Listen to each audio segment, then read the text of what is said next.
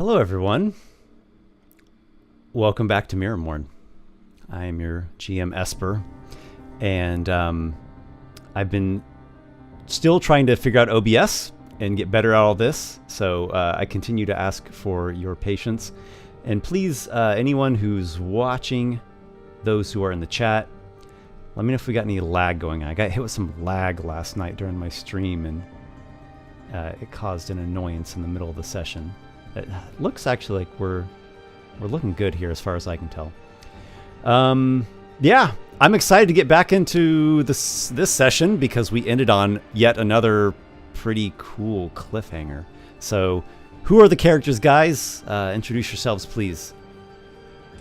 Hello, I'm Warsor, and I play Walykos, the level 6 half-elf swarm ranger. I'm Vince, and I play the Magus Vapor, the wild magic sorcerer, as we did earn that title. Or at least Vapor did. I'm Nick. I play the level 6 swashbuckling rogue, Adriel. I'm Adam, and in the mirrored land of MIRRORMOURN, I am alphabetically last, playing Aygir, the armorer artificer, who is a hobgoblin, and like everybody else is level 6. You all have explored through much of the giant halls below the crumble, and you have encountered a number of different things down there. You've got this hidden entrance that was kind of covered over by fallen blocks and rubble.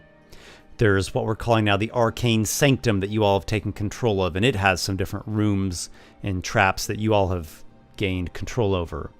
There is what we have dubbed the lava ruin. There are some elevators, maybe I should call them lifts, that use these obsidian shards as keys to take people up or down, though you have not actually utilized those yet, and you're not quite sure where they lead to. You've descended even farther into a gauntlet where dwarven slaves were put through a series of traps and construct monsters and summoned monsters, and those few that could make their way through it and survive would be honored as these kind of warrior or champion kind of caste. And you found at the final chamber of the labyrinth this communication room where there were images of the three great Balin of Haven Isle, or what used to be known as Eyaberg. That was the name for this island nation back when the giants used to rule it.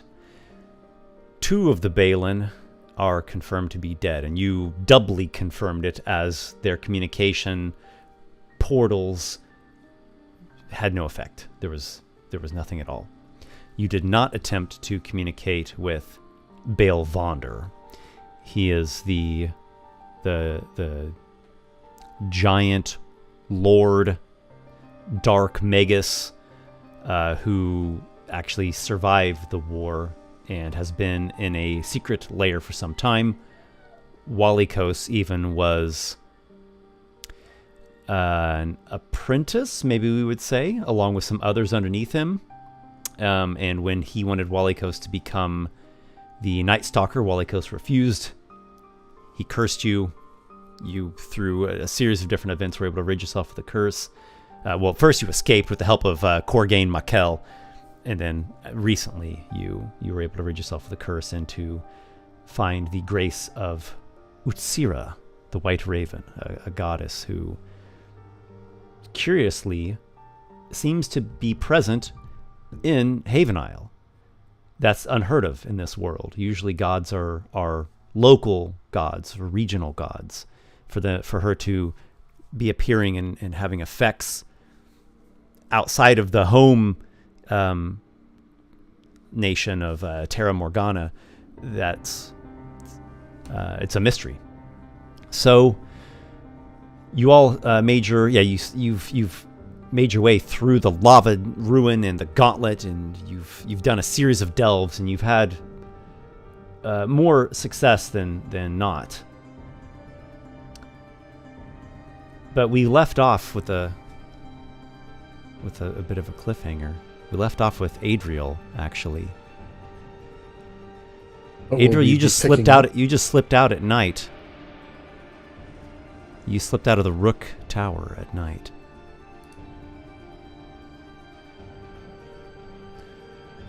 I think Walykos mentioned, were we picking up with Vapor and Aygir first, or are we doing mine first? Yes, we're doing a little bit of a time rewind to merge these two timelines together.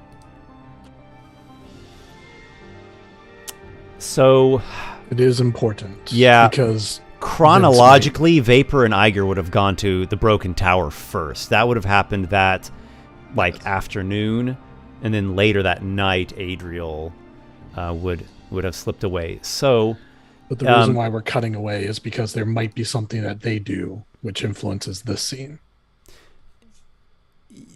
Yeah. Warsor, are you saying you are in favor of Adriel's scene happening first? No, I'm saying the other way. Okay, that's what the direction I was leaning in. So let's do that. So okay, great. Yeah, that's what I thought as well. Yeah. Okay, cool. So we find ourselves in the Broken Tower, where Vapor and Aygir are visiting Kana Spindle, the old lord, reclusive fellow who is a tinker, and he seems to know quite a bit about engineering and alchemy and tinkering and artifice. Long ago, he was a knight, and he actually fought in the Battle of Eoberg when the elves finally won victory and defeated the giants and overtook the island nation here. So the two of you have been led inside by his dwarven major domo, and you went up into one of the higher levels of his tower, and he pokes his head out from his workshop, and he has on a grimy leather apron. Clearly he's been working a lot lately. A very, very old elf, long wispy strands of hair, long nose, a very gaunt figure, tall, and he wears braces on his limbs to help him walk, as he is quite elderly.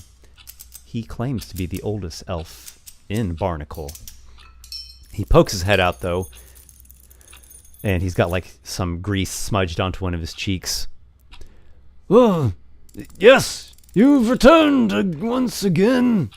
Aygir, my dear boy. Vapor. Let me just clean this off." And he grasps out and picks up a rag, and he goes to wipe off his hands, but the rag is so soiled that it actually just makes his hands dirtier. Never mind that. It doesn't matter. Vapor casts prestidigitation and cleans them all. "Oh, thank you. Momentary abatement. Yes." And he puts his hand out and gives a knock upon the forehead of Aygir and one upon Vapor as well. Aygir silently and respectfully sort of turns his head to the side and just wipes off a little of that shed grease. Oh, there is no grease. Vapor prestidigitated. Oh, I know, but like from earlier, from earlier, as he was exuding it when he was first talking there. "Now you've come without Walykos or Adriel. I hope that nothing ill befell them." "Oh no, they are both well. They are just attending to their own business at the moment." There is much to attend to in these most precarious and suspense-ridden days. Yes, that's actually why we've come here today to talk to you. Yes, we you have have to do something about the riots in the eastern districts, do you not? Well, if I'm being honest, this is the first I'm hearing about those. At least this round of them. Are they back at it? But no, No. They've kept mainly to their own wings of the city, but many are taken to protest against House Drakestone, who, for some time now, they have implicated Klingstead in affected? abuses of How- power. How are things at Klingstead? It's been a while since I've been there, but I you know I- not of Klingstead, no. Precarious district does not suit me well either. No, the Merocrats are calling for the return of what's his name? Markov Oxivi. Oh, I know him not. The name rings a bell to you. he's like the captain of the guard, I think. Mark and Oxivi is one of the 3 port inspectors. And That's right, okay. he was, let's say, arrested or captured by House Drakestone and put into a cell on suspicions of corruption, that he had aided in some kind of not reporting of some items that had been brought in and not collected taxes on them. And it seems like he might have been hiding something, and then he was found dead in his cell the next day. So I don't think Seemed to Aygir have has any poisoned personal himself knowledge. is what it looked like. But there are those among our party who know that some of that is definitely true. The Merocrats have been calling for the release of Marco Oxivi. No, I know him not. And Drakestone is delaying on response, and there's all sorts of accusations being flung back and forth, and rioting has begun. Anyone who has been favorable or loyal to Drakestone in the eastern districts are having their houses and shop fronts windows smashed and vandalized, looted. Truly a dark day that for all the people of this city that I've come to for some reason that escapes me now called home these past however long it's been. But no, that is a matter to discuss another day, and perhaps with different company. No, we have weightier matters to attend to today. And Weightier still? Oh my. I had best prepare myself then, mentally.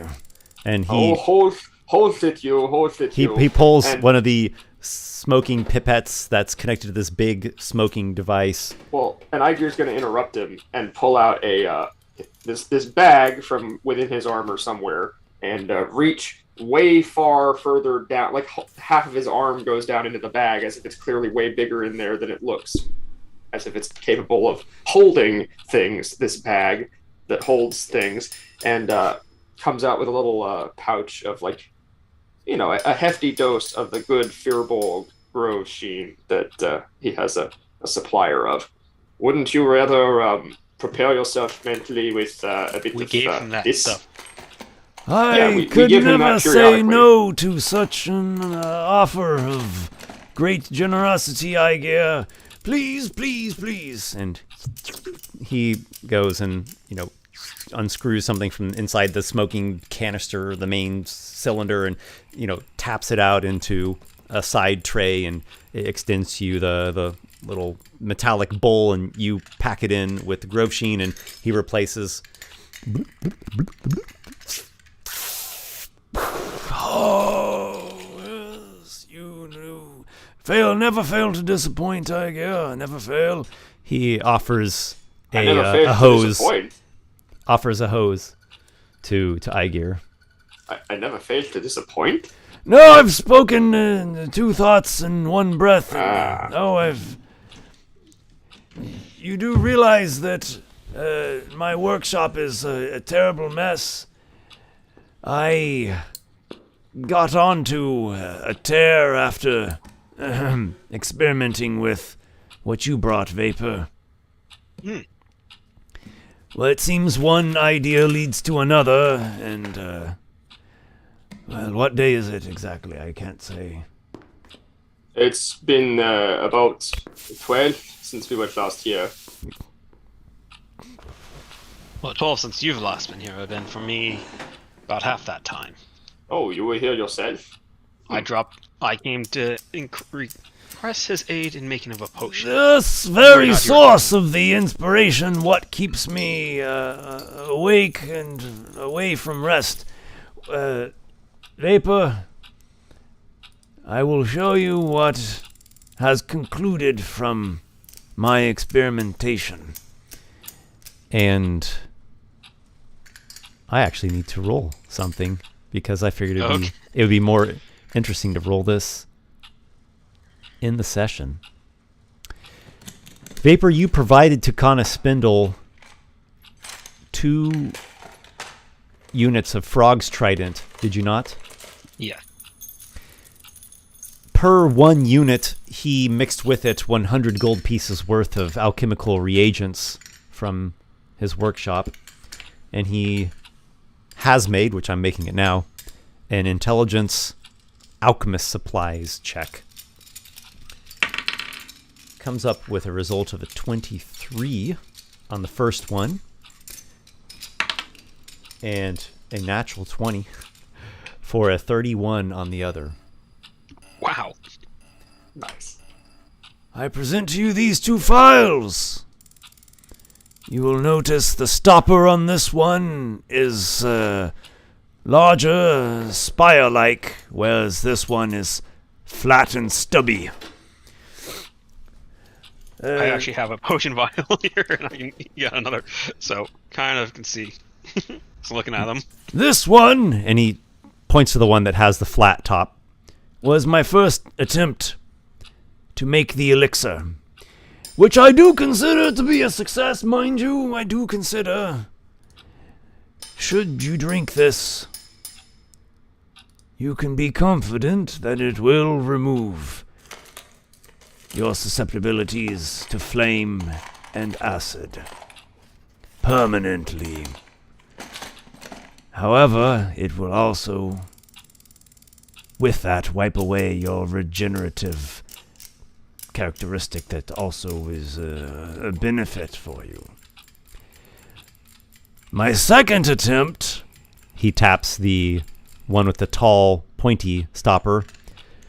I drew upon what I learned from the first experiment, and resounding success was the result, dear Vapor. This you may quaff with great confidence, for it will remove from you your susceptibilities permanently. Yet I am certain you'll remain with your regeneration. You are truly a master of your craft. Go on, Bill. I've had a lot of time to practice.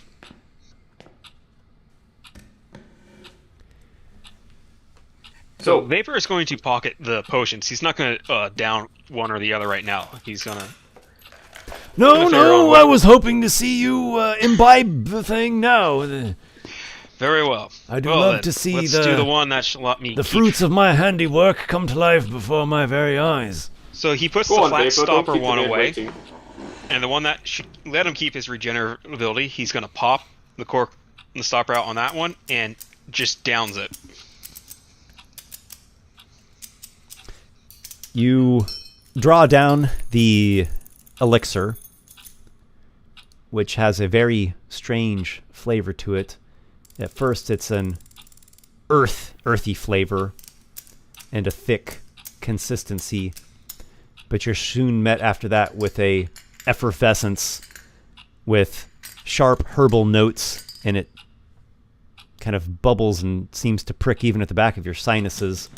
So kombucha, but you forgot not to drink the fuzzy thing at top. Yeah. And the sensation in one instant spreads throughout you like the rushing of a great wave. Clearly something just happened there. If you are up for a small test, I would be happy to observe. Of course. He lights up a little lamp. It's like a little burner lamp in his palm. You need not scorch yourself, just a little test. Yep, Vapor will put his hand into the flame. Vapor, you put your hand into the flame. It feels different than it has for some time. It feels like how it used to feel.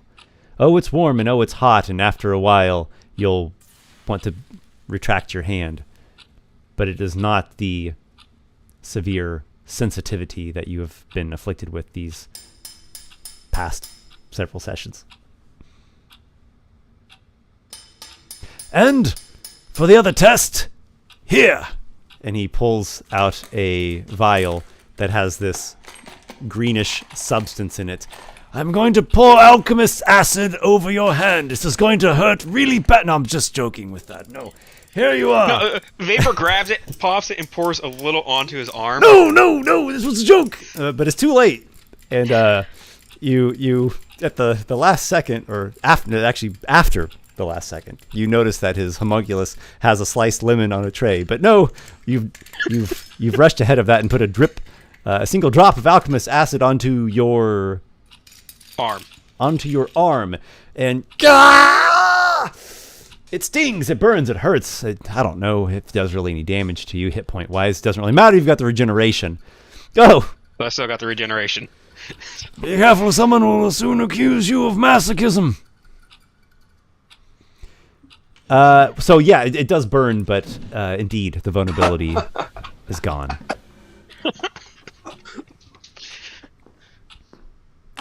And soon your skin heals, proving the regeneration functions. Well, that was quite a display. Well, then I suppose we won't need to be testing the regeneration any further. I can put this away. And he sets this like big knife aside. We still could, though, if you're truly inclined, maybe cut off a I small have my toe own knife and that I can test see if we myself can reattach it readily. I don't think anything would regrow, otherwise my eye would have come back by now. Oh. Well, you're welcome. Thank you on this. You know, Vapor, maybe not a story for right now, but you never did tell me how you lost that eye. I'll tell you eventually. I'll hold you to that. It was one of the adventures that you weren't on. A great secret? Yes, a great secret. One of the Actually, it was a adventures. mistake on my part, but it was a decent adventure. If it was one where I didn't accompany you, that narrows it down to 2 or 3. 4. Vapor, will you forget be the ones who hit We the fire, ran across Wednesday. each other. will It you be started staying separately, but we for did more run of your across each other. lessons? Well then. Stories of this are for another time. The story of this is what concerns me now that you have sorted out your little problem, Vapor. And Aygir once again reaches into that bag that holds things and takes out another thing that bag is holding. And that thing is a sword, what would statistically be a long sword that we found in that hidden hiding place for rewarding of the Dvargsterkum in the end of the gauntlet. Vapor seeing Aygir pull out the sword, he's gonna go, be careful on holding it. It has the same magic as the dagger. Oh. At least the same properties. Well, now that is why I brought it here. And it's why I didn't say anything about it. It's also, between you and me, why I'm glad the other 2 of us are not here. Especially Adriel, but even Walykos. I liked not how we handled the first time with the dagger. And yes, I know that was your fault, and I'm glad you did what you did. But Still the right thing to do. we've come here now because I want to truly understand these things, not just find out that they are evil and then destroy them. Whether the end result is the same or not, we must actually know. Knowledge, after all, is real power. So, what can you tell me about this? Have you seen anything like this before? I know you fought the giant. Canis puts on a pair of spectacles that amplify his vision of things up close. Let's see. Certainly this was made some time ago. dwarves under the command of giant masters. There's no mistaking that. There's something grim about this blade.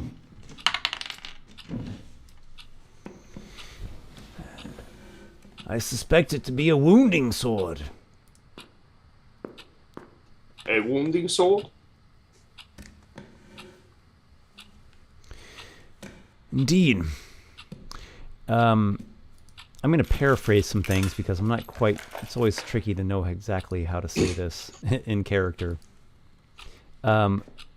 Once per turn, when you strike a creature, when you've hit a creature with this sword, you can inflict 1d4 necrotic damage to that creature. No, I'm sorry, I've misspoken. You can inflict a kind of magic wound. And at the start of a wounded creature's turns, it takes 1d4 necrotic damage per wound that's been inflicted. Oh. And then Wow. a wounded creature at the end of its turn, it makes a con save against DC 15 to end the effect.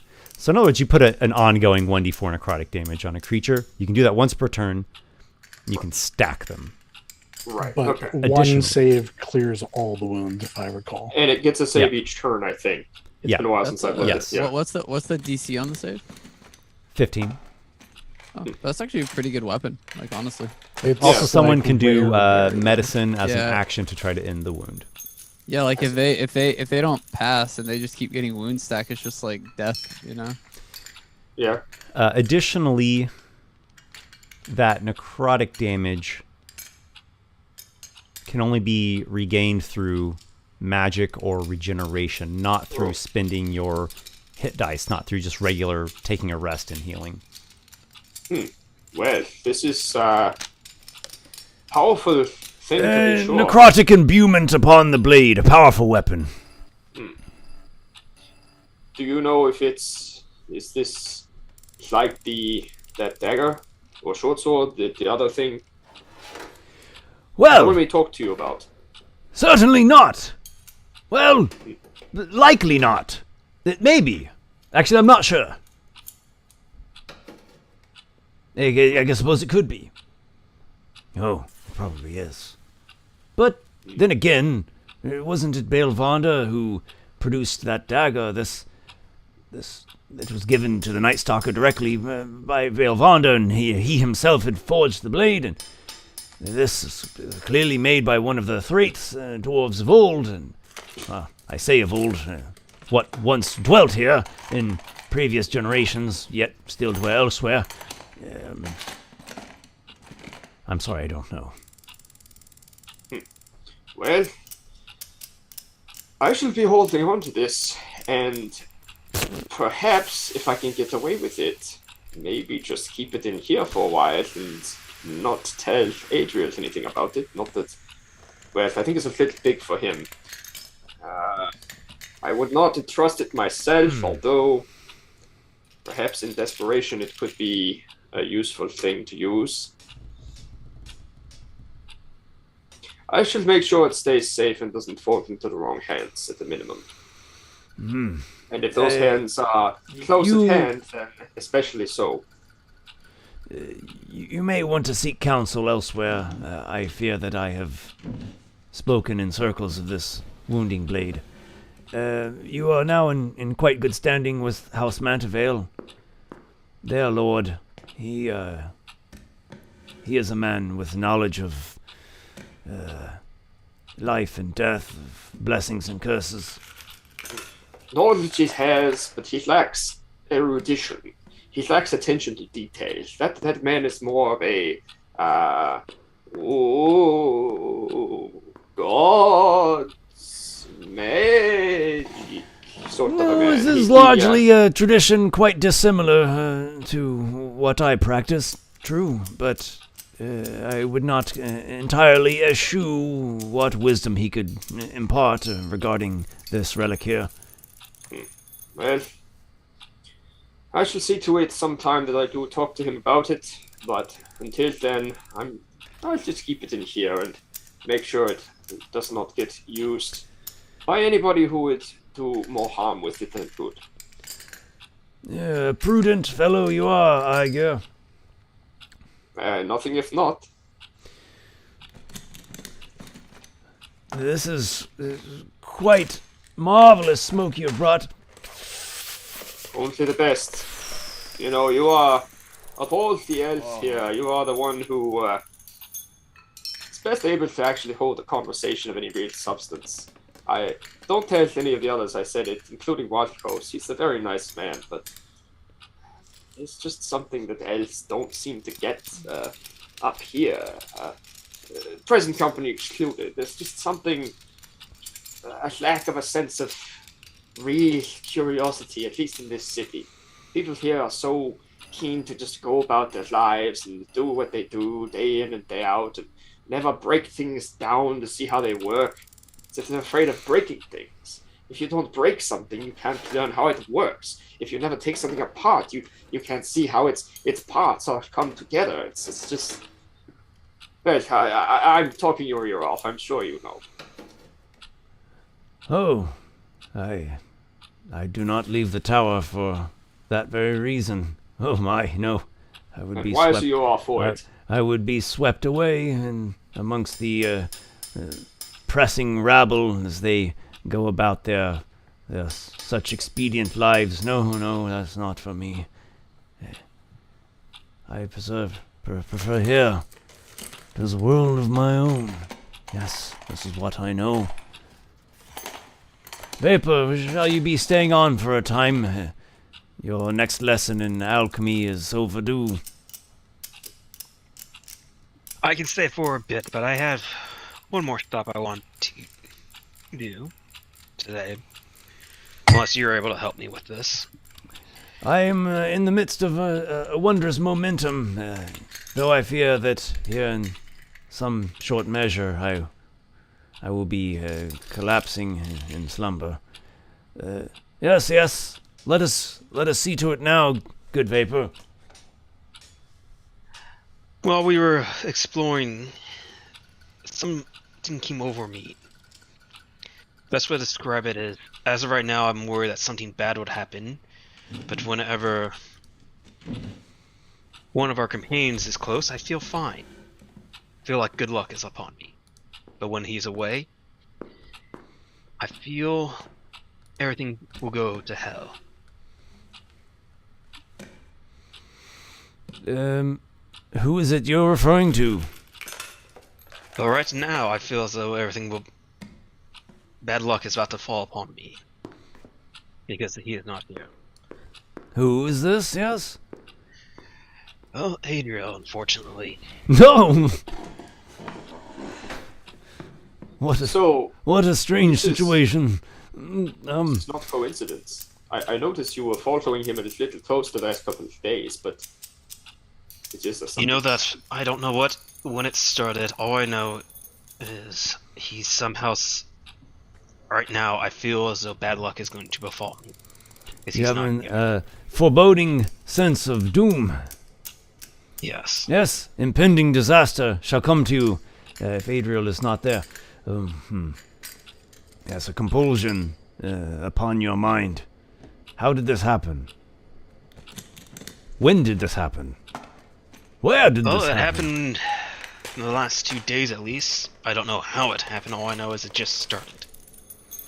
What were you doing when it started? Can you Well, we recall? were- Was it linked to any specific activity or place or...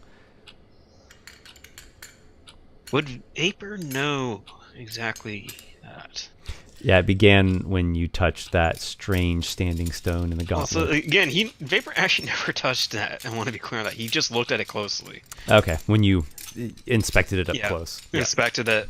Well, possibly when I was inspecting some stone that we found. Stone, you say? That's a pretty broad term. Can you describe this stone? Let's see. He's explained like how big it was. Well, more of a boulder. It was down there where we were exploring. Trying to remember, did it have scripture on it or anything? Right? It did not. but it had strange shapes and facets to it. Okay, yeah, so he explains what he saw. It had like lines that seemed to connect to other points. A in the room, bizarre too, right? standing stone aspect unlike any you've seen before. The bottom of this gauntlet of the giant kin.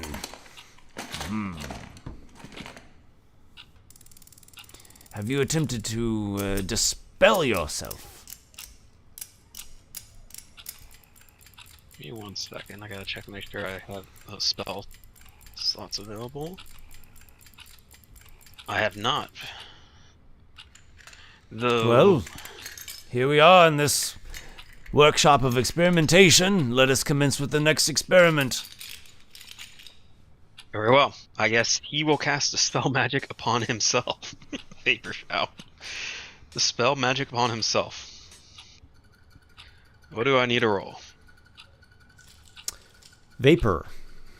You chant the quick phrase and target yourself with the abjuration. You feel the rush of the magic wash through you. Alas, the compulsion that you have been suffering from remains. Damn it, it's still there. I Uh, can still feel this. all right, well, we can rule that out, it seems.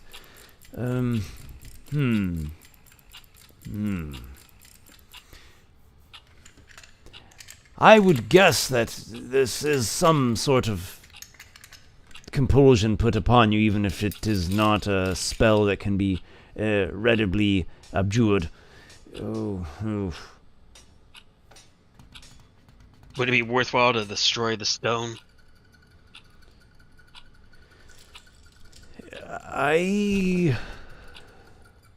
I consider that to be a risky move, but it might come to that. Why don't you consult with the Master of Rituals, as Aygir will be going there to speak of this necromantic blade. He might have more words of wisdom for you than I do. What you speak of is not something that I have previously beheld. But he was my next stop, hoping that he might have an answer that I don't.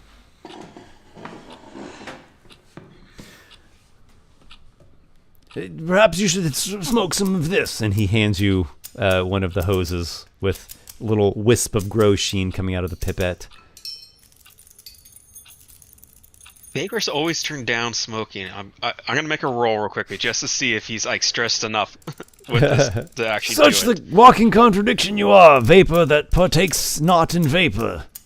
Not to be the exact opposite of an after school special here, but Aygir is probably going to say something like, "Oh yes, this is good stuff. It'll clear your head right out. You'll be able to think of all the things you can't before for lack of a clear head."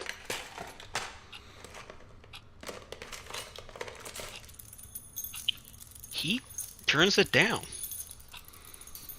So be it. More for me.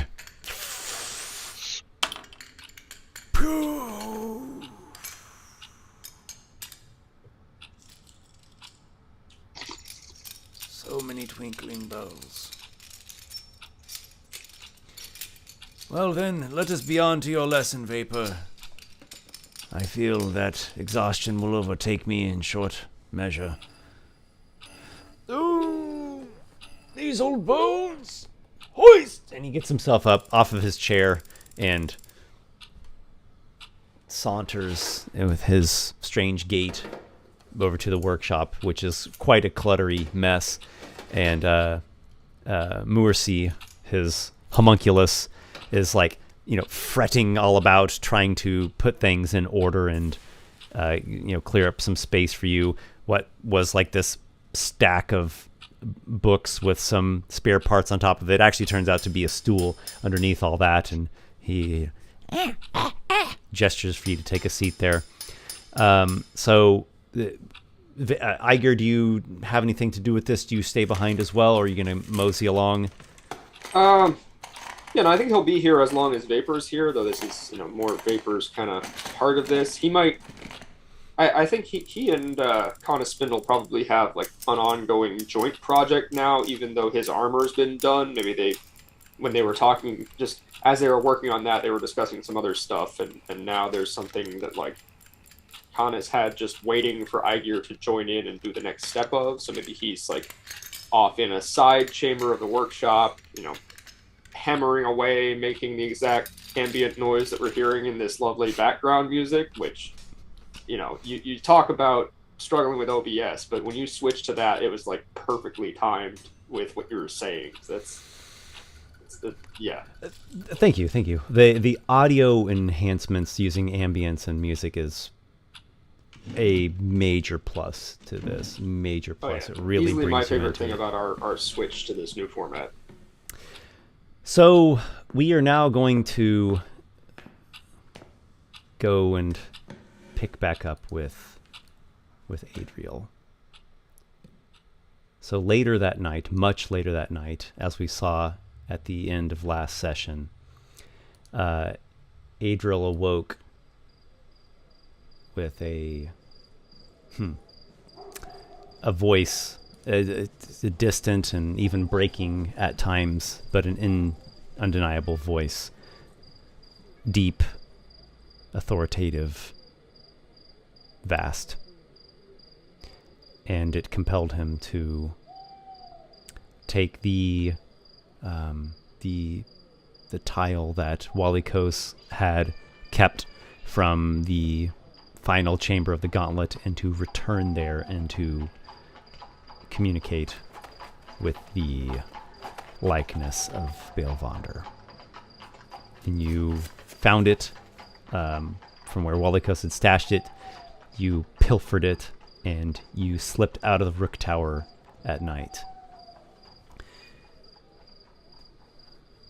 Adriel, you make your way to the crumble and to the... Yeah, you do? Okay, and then Yeah, below... I'm going, yeah.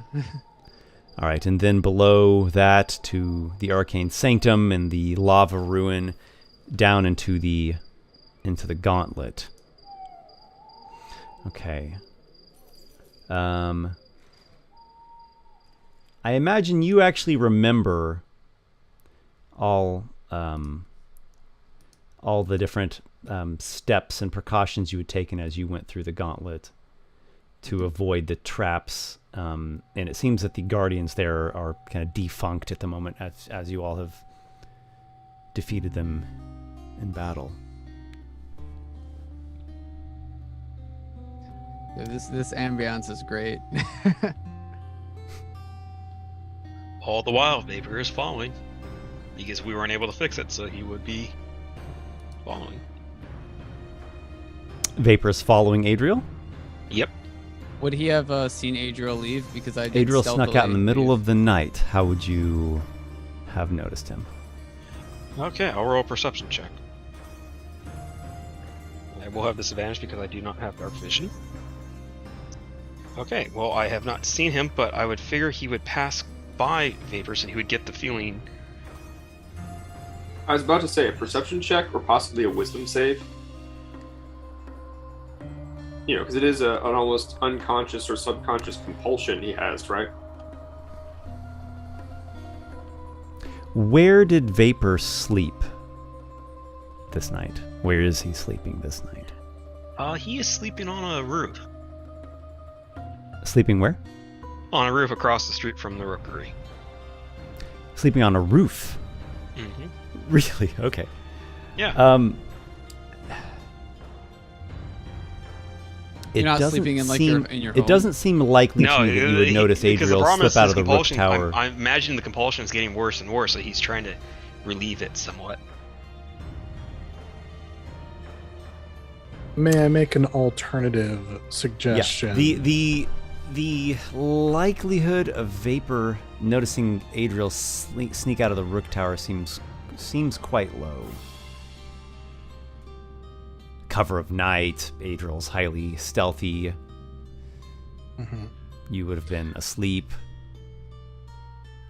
So, what seems more likely, just as a possibility, this doesn't have to have happened, is that Vapor would have come up with an excuse to somehow be in the Rook Tower. To, maybe he could try to fast talk Ginteljar that he's worried about, whatever. And so he's actually inside the Rook Tower, and maybe he wakes up while Adriel's sneaking out. If he doesn't, he doesn't. I just think that's the most likely, rather than sleeping on a roof. What do you think of that, Vince? Strange. Do you think that Vapor would have gone and tried to You're very speak to charismatic, Ginteljar too. and So, get him to Yeah, allow Vapor he would probably inside? give it a shot. Okay. like, You make your asking way to Ginteljar. the Rook Tower that night after your alchemy lessons with Kana Spindle. And you are greeted by Ginteljar, a dwarven man-at-arms looking fellow. And he tends to stay up into the wee hours to, keep a vigil over the tower. And he opens the door.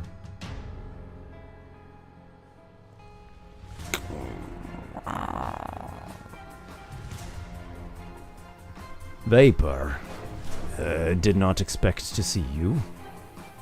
I do apologize for calling so late, but I was coming to check, make sure Walykos and Adriel are doing well.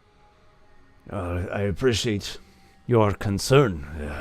They are asleep. You should be as well. You had quite a day. It has been a long day. Something's troubling you, is it not? Tell me, what's wrong? A number of things are troubling me, and I mean no offense, but I do not believe you'd be able to help. I could tell you, but other than your wisdom that you could pass on, much more else you could do, I believe. So be it then. I won't pry if it's a personal matter. You mind No, if I drop they're off fine. Is there anything else that I could do for you? Oh, no, well,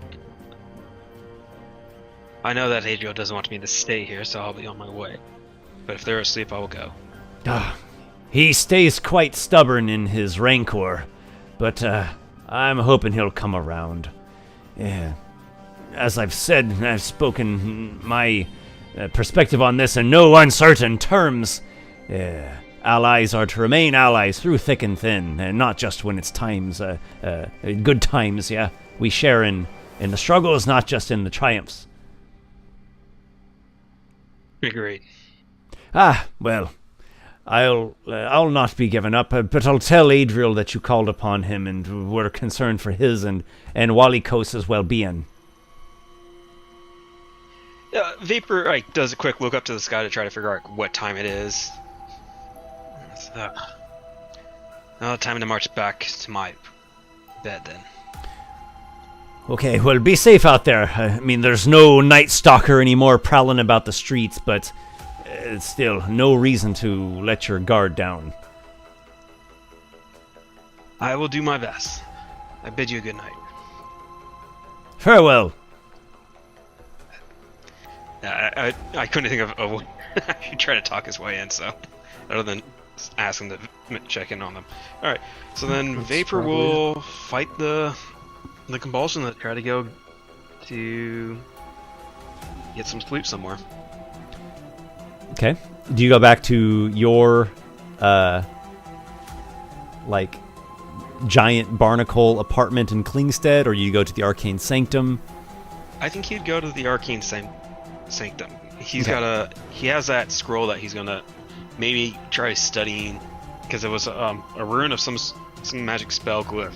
He's gonna try to see if he can recreate that. Okay. Maybe that will let him get some sleep and take his mind off the compulsion. Very well. It makes sense. So, it doesn't seem likely to me that someone notices Adriel, though, just because it's D&D and we like to do things, why don't I just have Adriel roll a stealth check? This is a generalized stealth check that represents his whole slipping out of the Rook Tower, walking through the streets, going to the Crumble, going through the tunnels past the Arcane Sanctum. I know that's a lot to roll into one check, so I'm gonna be. I don't. Yeah. No, no problem. I got a 17 with that. Okay, so I don't see any reason why any anomaly occurred.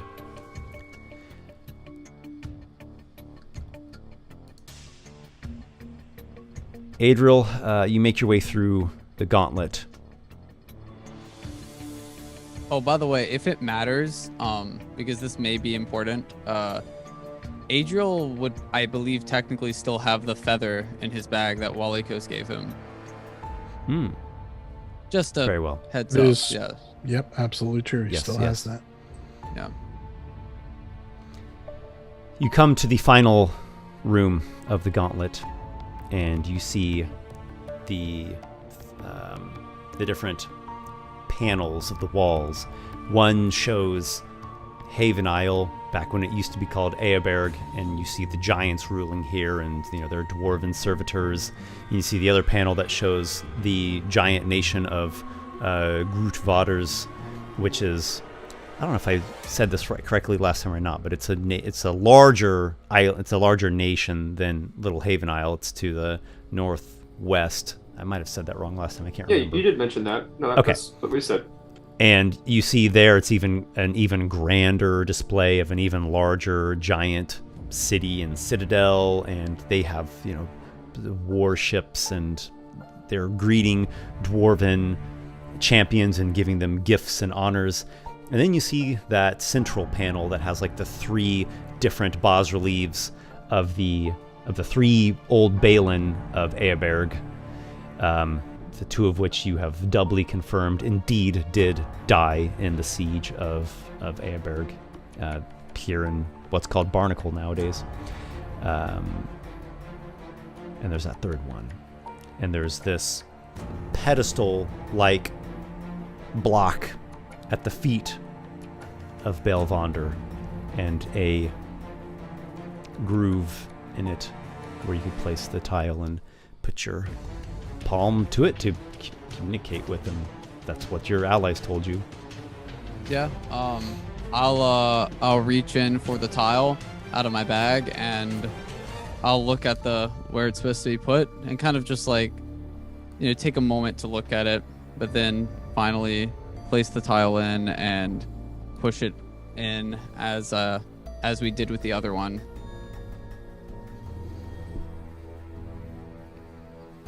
You put the tile in, you place your palm to it, you heed the beckoning of the voice in the back of your mind.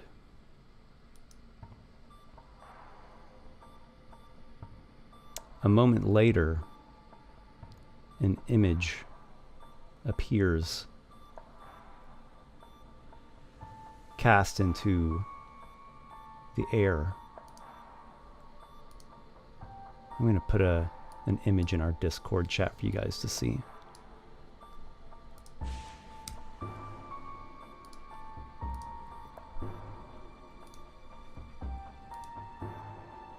And then those that are watching live can see it as well.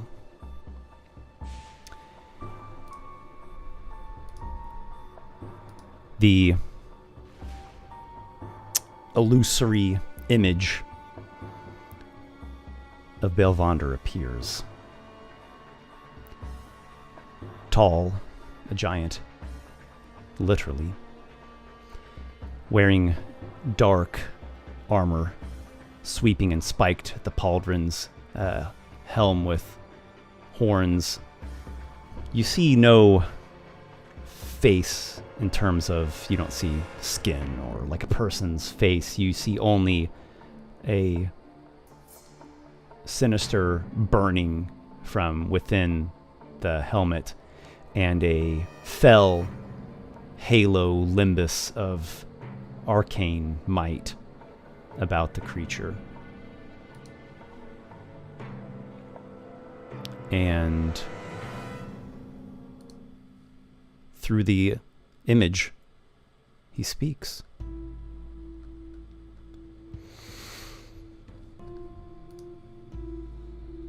Adriel, you have heeded my call. I have indeed. Belvander, It seems that you are the only one who is aware of the true path that lies ahead of us. Your allies have been unconvinced thus far. Why is that? I don't know. I've tried to speak with Walykos, but he seems to be on a different path. I don't accept what he is doing, but I do accept the power that you offer.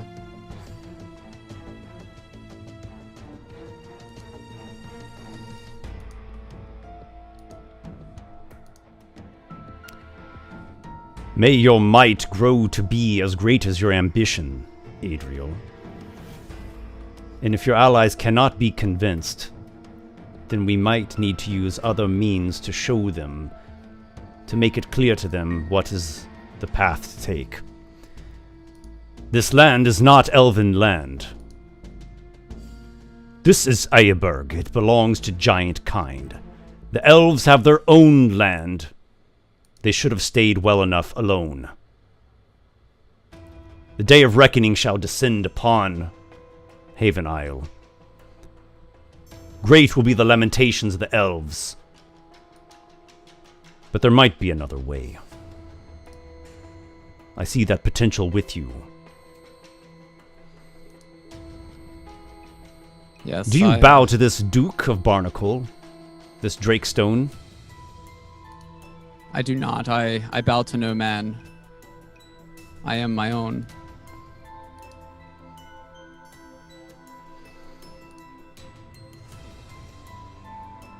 You say that you bow to none, but we all serve something, Adriel. You are as a blade flung into the darkness, wildly. But a sharp blade nonetheless, I see that.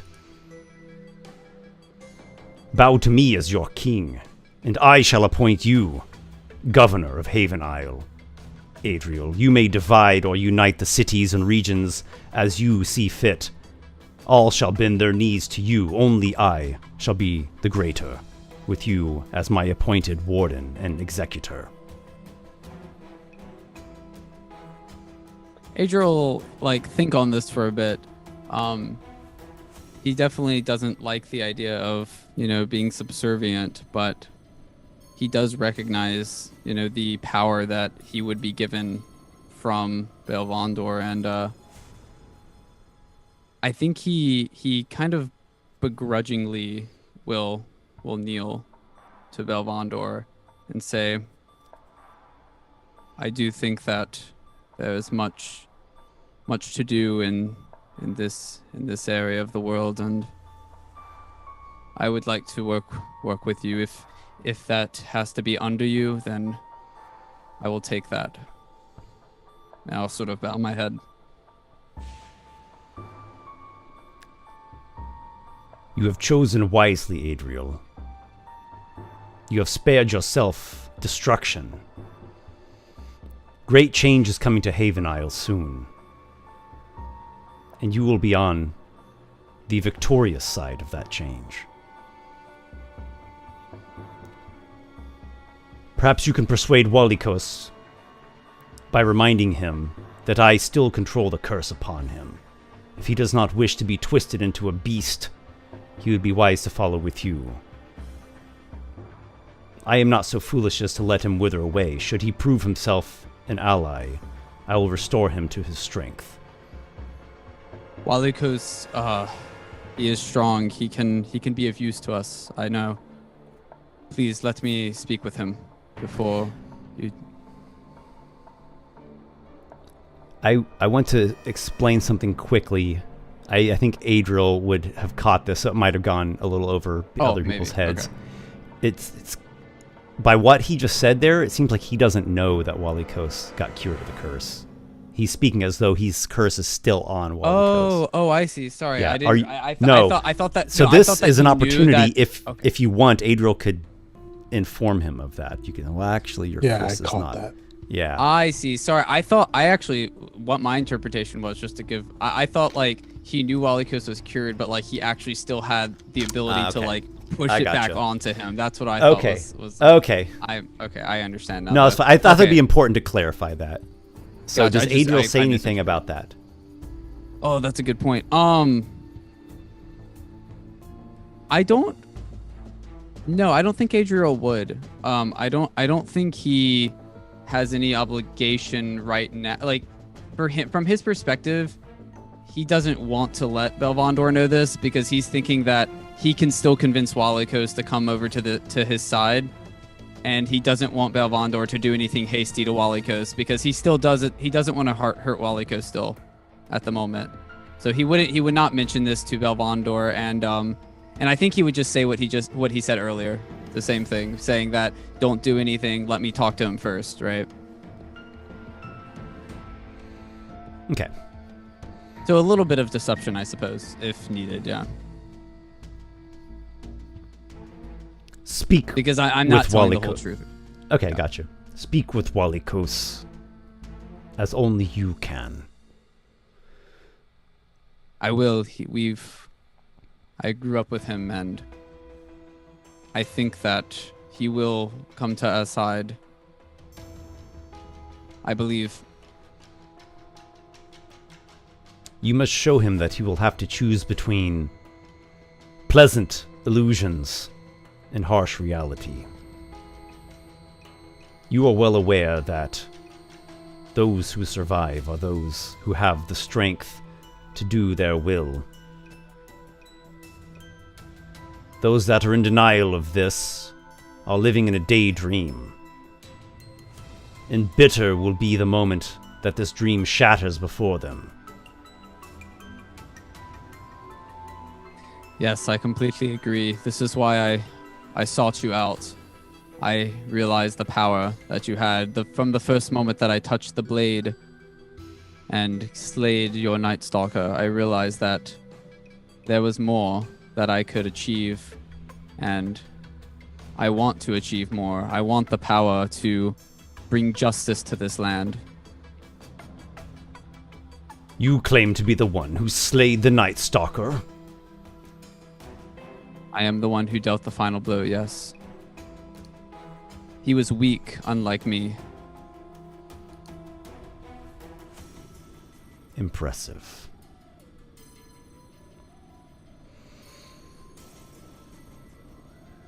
Under other circumstances, my wrath would be terrible, and my ire would fall upon you with the vengeance of storms. But here you are, committing your loyalty to me. I will need to test you of your loyalty, Adriel. If what you have said to me proves to be sincere, the rewards will be of equal share, my favor, as a new blade will be forged and entrusted to you. And you have not spoken falsely. The previous Night Stalker was a man with a wasted mind. Useful, though limited. The potential that you show is not nearly so limited. Your potential is far greater. This I see. Yes, he was but a puppet on strings. I want to be an ally. Little more than a puppet. You have the makings of the new governor of Haven Isle. Yes, I see to bring this land under justice, under law and order. It's been in civil war, and I can see that something is going wrong, and there needs to be a hard ruler at the top of it. Someone with power, someone with the ability to do what some would not do, but what must be done. It will be endless bickering and civil strife until there is one ruler to unite them all. Elves divide and fragment amongst one another. Dwarves have no place. Goblin kind running amok. Goblins, they say! Orcs! These are not the equal of giants! Adriel will remain silent at that, but not disagree or agree.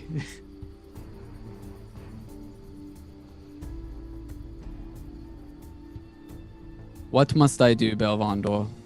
What do you require of me at this moment? I will send a messenger to you, Adriel. He will bear my word and my mark. You will know what to do from there. If I may, there is some news that you may not be aware of. And then I will pull out that feather from my bag.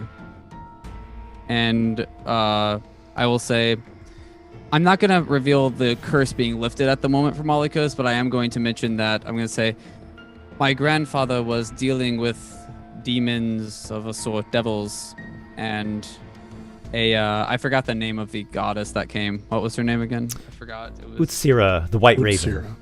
Utsira, okay. I'll say, and a goddess, Utsira, came, a white raven I have seen often, and I was given this feather, this white feather, and this may be an obstacle in our way.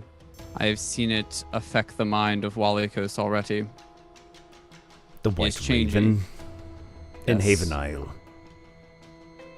I am not much familiar with it myself. Impossible. But This goddess Well- is a goddess of the East, a patroness of Terra Morgana, elven bird thing.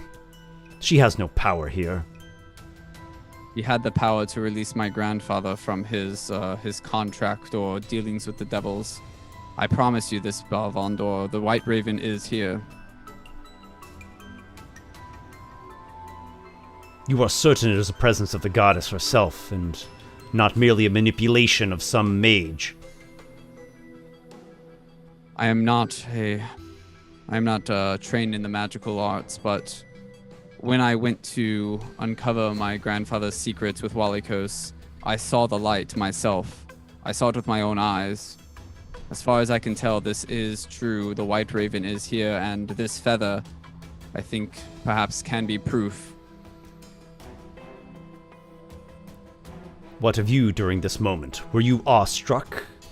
Did you give yourself over to this light creature? I'll kind of like look up, like, because I feel like my head's been a bit bowed. I'll look up and give a bit of a smirk and say, you think so little of me. No, I would never give myself over to something like that. If you have resisted try, her, then though. she is not worthy of being called a goddess. For what mortal could resist the power of a goddess? Yes, perhaps you are right. But A being of power, Yes. it might be something traveled over from Terra Morgana, or even brought by elves.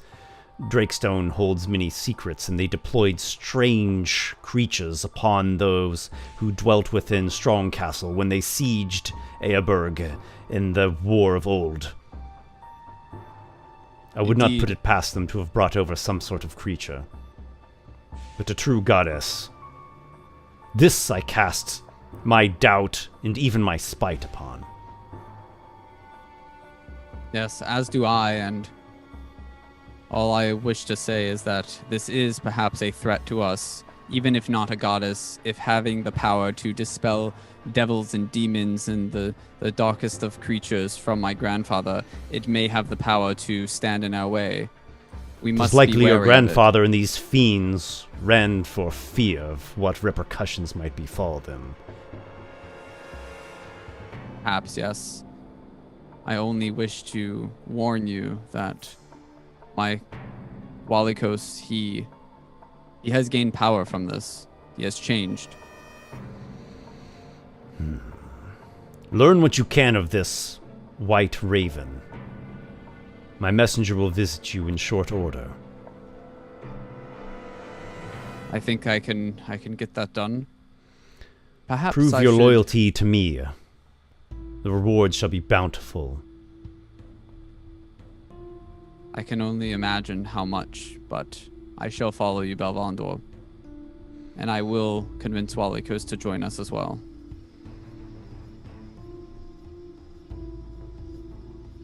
You have taken a great first step, Adriel.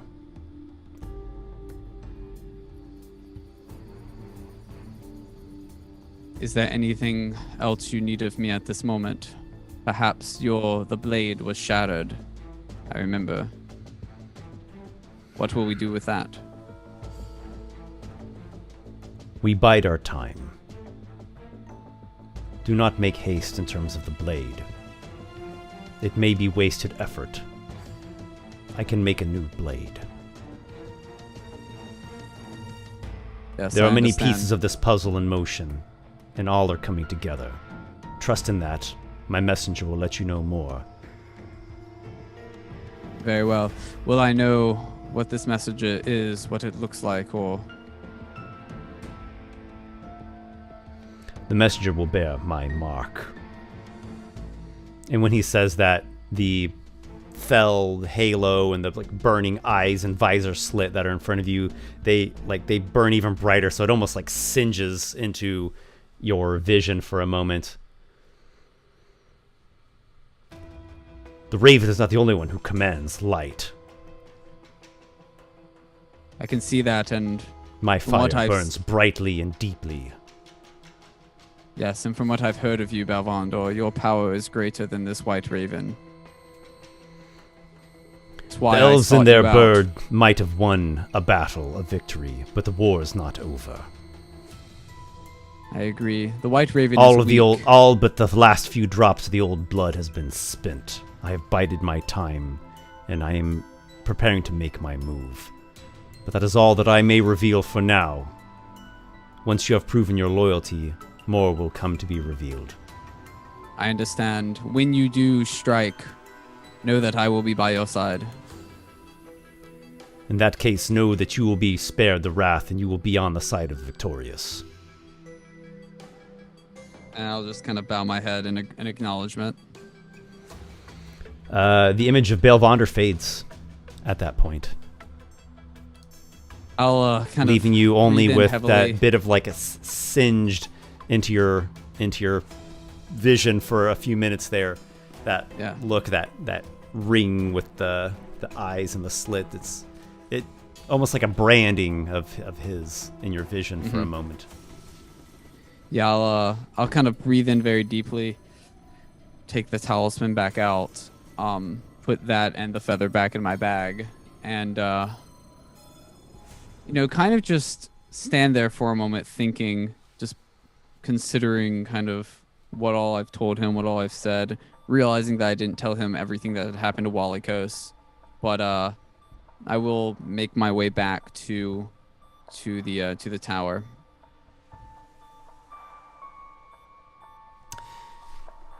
Adriel, you sneak back through the city streets to the Rook Tower. Tiredness is really starting to sink in. Before you sleep, do you slip the tile back into Walykos's bag? Yep, I was gonna mention that. Yeah, I will try and put it. Well, actually, under his pillow. That was where it was, I Under the believe. pillow, So okay. I'll have to get it under his pillow, hopefully, Okay. without waking him.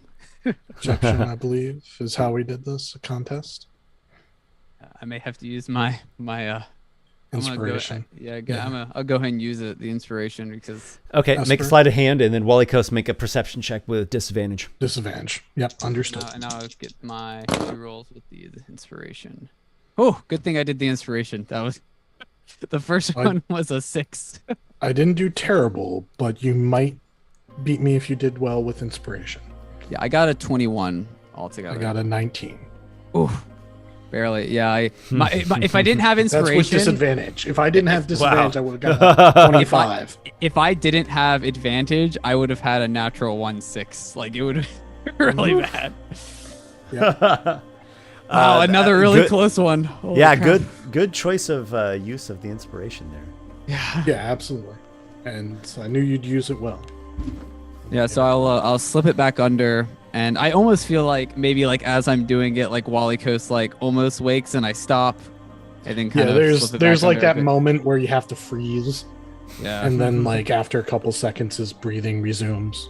Yeah, once I do that, I'll kind of just stand and look over Walykos a bit, and just kind of think about what's to come, because I know in the back of my mind, I feel like Adriel knows that if Walykos doesn't join him, then something terrible might happen.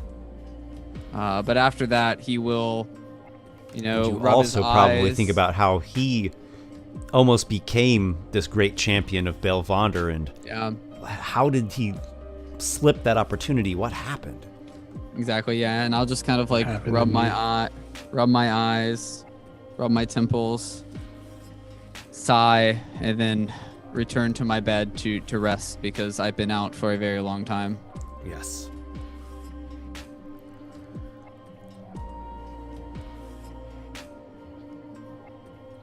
The next morning comes with a beautiful sky and sun rays beaming through. Walykos and Adriel, you've rested, you've recovered your vigor, Well, and here's a little bird question. lands on the windowsill, a little pebble peck. Did a raven? Oh, that's a... Just a quick question, Esper. I slept the full night. Yep. Would Adriel be sleeping in quite a bit? That's a 'Cause good point. He needs hours more of sleep. It sounds like. Yeah, I was gonna ask. Like, I didn't know if I would get exhaustion, or if I would just sleep in longer, or if I would just wake up. I don't know how. Just because there's some things that I could conceivably do while I'm up. Exactly. Yeah. If I notice Adriel sleeping in, I won't hammer Did Adriel the point. get very worn down or wounded in the gauntlet? I don't think he did. I don't think I got wounded really at all. Yeah, But he was I don't- awake, and normally I you was need awake. uninterrupted. Have sleep Adriel to make a recover. Constitution check. I think that's fair. Is it a saving throw or just a check? Just a check. Check. Constitution. Oh, that's an 18. I rolled very well. So you can shrug it Adriel, off. you wake up at your normal time. Maybe Probably you still a bit didn't- groggy. Well, here's what I see. You didn't get quite as much sleep as you normally do, but you've got this wondrous energy running through. Like you're kind of wired from your conversation with Belvander. Yeah, so I'll kind of get myself out of bed. I'll see the bird kind of sitting there on the window. Looks and like then we have a message, Adriel. indeed. I'm up as well, so. I The saw bird that. indeed has a little note tied around one of its legs. I'll cross over to it and take it. Of course, I checked under my pillow and I found the Yeah. tile there, but I leave the tile there just because I don't want to Mhm. give away its they're looking under my pillow every morning. Yeah, you feel it there, and okay. Whew. Yeah. So you get the little note off of the Pebble Peck's leg, Yeah. and it says, "Much to speak of. Meet at noon in front of the entrance." Kind of underlined the entrance. Yeah. Is it signed with them? KM. Yeah. KM. Yeah. I guess Who's you the use message K. from Just K. Walykos? Yeah. It's from Corgain. He wants to meet. Yes, perhaps we should find Aygir and Vapor before we do. See Yes, what they've been up to. I will. Actually, I take the pebble peck in hand, and I'm going to quickly just, put it in a cage for a second, do a little quick, write another little message on a piece of paper because we have Yeah, messenger pebble pecks. Mhm. Yeah, while Walykos is doing that, I guess Adriel. This is a little bit of life for what Walykos and Adriel do. Adriel will kind of go get some bird feed and feed the new bird, make sure it's healthy to fly, and kind of just feed the other birds at the same Sure. time. So. Yeah. And then I will take a pebble peck, tie the message to it, and I will use a ranger ability, Speak with Animals, to ask it to take the message to, I guess. The entrance. Well, no, I would want to use a landmark rather than a person because I don't know if it's smart enough. I'd say deliver it to The crumble, maybe? Cling. No, they wouldn't be in the crumble. They'd be in Klingstead or the Broken Tower. Sure. So I think the Broken Tower is the best bet to find Aygir. So I would say take this to the Broken Tower, deliver it to the person there. Does That's that a seem good way to reasonable? deliver it to Conus Spindle, but Well, Aygir is usually there though. true. Yeah, if he's not there, he is in his particular place in Klingstead, which is kind of hard to find. I don't know if anybody all else that I'm has putting there. in the message is, this, we need to meet up at the entrance. Sure. W. Yeah, I'm not particularly worried about it. It doesn't seem like it'd be difficult for your party to get together and meet up there. No, it's a little thing that I just wanted to detail. So I Yes. forgot something, which also is just a small detail, but still something that should be given just a quick moment here. Vapor, I'd like you to make an intelligence check to represent how well your training is going with Spindle. Oh, yeah. You're muted. That's a 5, so not very well. You're going to blow up the place! No! All right, so it's not going very well. This is not at all the way that your mind thinks. It's a whole new approach, and it's very... He understands herbs and some of their mixtures, but not alchemy. However, yeah. he's an herbalist, not an alchemist. So, the next scene that we have here is your party regathered.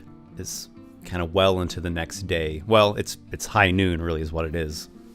The sun's overhead, and you are standing affront the secret entrance to your arcane sanctum in the crumble. is there time before Corgain shows up? Because I have a little conversation to have with Go for it. Aygir. Aygir and Vapor, thanks for coming. Corgain sent me a message this morning to meet here. Did you find out what those things did and if they're of use to us? We did, yes. If I'm where are aware, they? Yeah. join me if you will over by the tomb of my dear friends. Is there a Why? reason you can't tell us all here, Aygir? Yeah, is there a reason why you're asking? It will only take a minute. I just need to show you something, Walykos. It just concerns you in particular. It's to do with And he tries his best to imply that this is something that's just really only concerning the Walykos and it's something about Walykos. Okay. Well, if you can, does it need to be right now? Can you tell us about the items and then that? It will only take a minute. Just very, very, very quick. Fine. Aygir, Nearest of moments. you seem to be hiding something. You do Vapor realize we are Adriel, all just comrades. wait here for a minute. Apparently Aygir is very shy and he needs to show me his horrible boiled rash, that he caught from me when I was, infected. Right? If it, you know.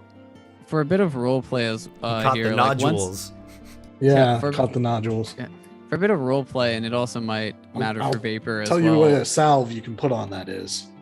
Yeah, once Walykos and Aygir kind of like walk away, like where they're kind of by themselves, and it's just Vapor and Adriel. Adriel will walk away from Vapor, like he doesn't want to be like with Vapor. He's just gonna go do his own thing, like maybe No, you just guys like. stare at him the whole time, sharpening your knife on a rock. But no, yeah, but like Adriel will walk away from Vapor, like he does not want to be like near Vapor, like just alone. Oh, well, that points I to know, an interesting that's- question. Will Vapor Vapor. just Exactly. keep following him? Also, what do you mean a rock? This place has actual grindstones. So this brings the question: like, are you like just moving just a distance away, or are you actually leaving the area? Are you Just leaving his sight? The room, yeah. Oh, for Adriel, yeah. Good I thought we were question. all outside. Yeah, we Yeah, are we are. outside. I don't know. I would definitely be walk over to a tree or something to like sit down like with my back And on you're it. still within sight. He Yeah, could I'd probably- manage it. I'd probably Yeah. still Yeah. be in sight. Yeah, Yeah, I don't Vapor think would- Adriel would have no reason to like go out of your sight, so I don't think he would do that. Yeah. But he's going to be watching you the whole time. Yeah. I think Vapor would probably like look and go, yeah, that's normal with him, and then just kind of like shift a bit so you could keep Adriel like in the corner of his eye, hmm and then pulls back out that scroll. Speaking of which, do you want me to roll any check for Vapor trying to figure out how to get the spell to work himself? from that scroll. Which spell is it? When we were at the Goblin Temple, there was a glyph of some sort on a wall, and Vapor etched it onto a scroll. So he knows there's a spell to it. He's trying to figure. He spent a bit of the night trying to figure this spell out to get his mind off. He's been trying this every single time. Okay, he's, like, okay. resting. At Kerblixa. Yeah. The goblin shrine to that strange eel creature. Their eel god. Okay. Yeah, I remember you have tried this before. Yeah. Very well. Make a religion check. Okay, that's actually not bad. I don't think I have any modifiers, but I want to make sure. Religion. Yeah, how's a 16?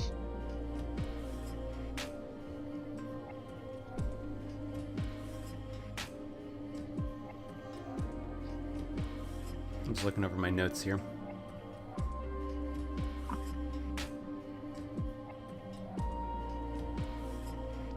I'm not finding the scroll in my notes, but I'm finding some other things that might relate to the scroll. Because 16s isn't bad. Can you remember any other details about the scroll, where you got it, how you got it? So what I remember was it was linked to some sort of magical trap. It was hidden behind a false wall that Aygir found. And Vapor spotted it and drew what the glyph was onto a scroll. But he has the glyph, so he's trying to figure out what exactly the glyph represents in the spell, and if he can cast it himself. Okay. And no one else was able to make heads or tails of that.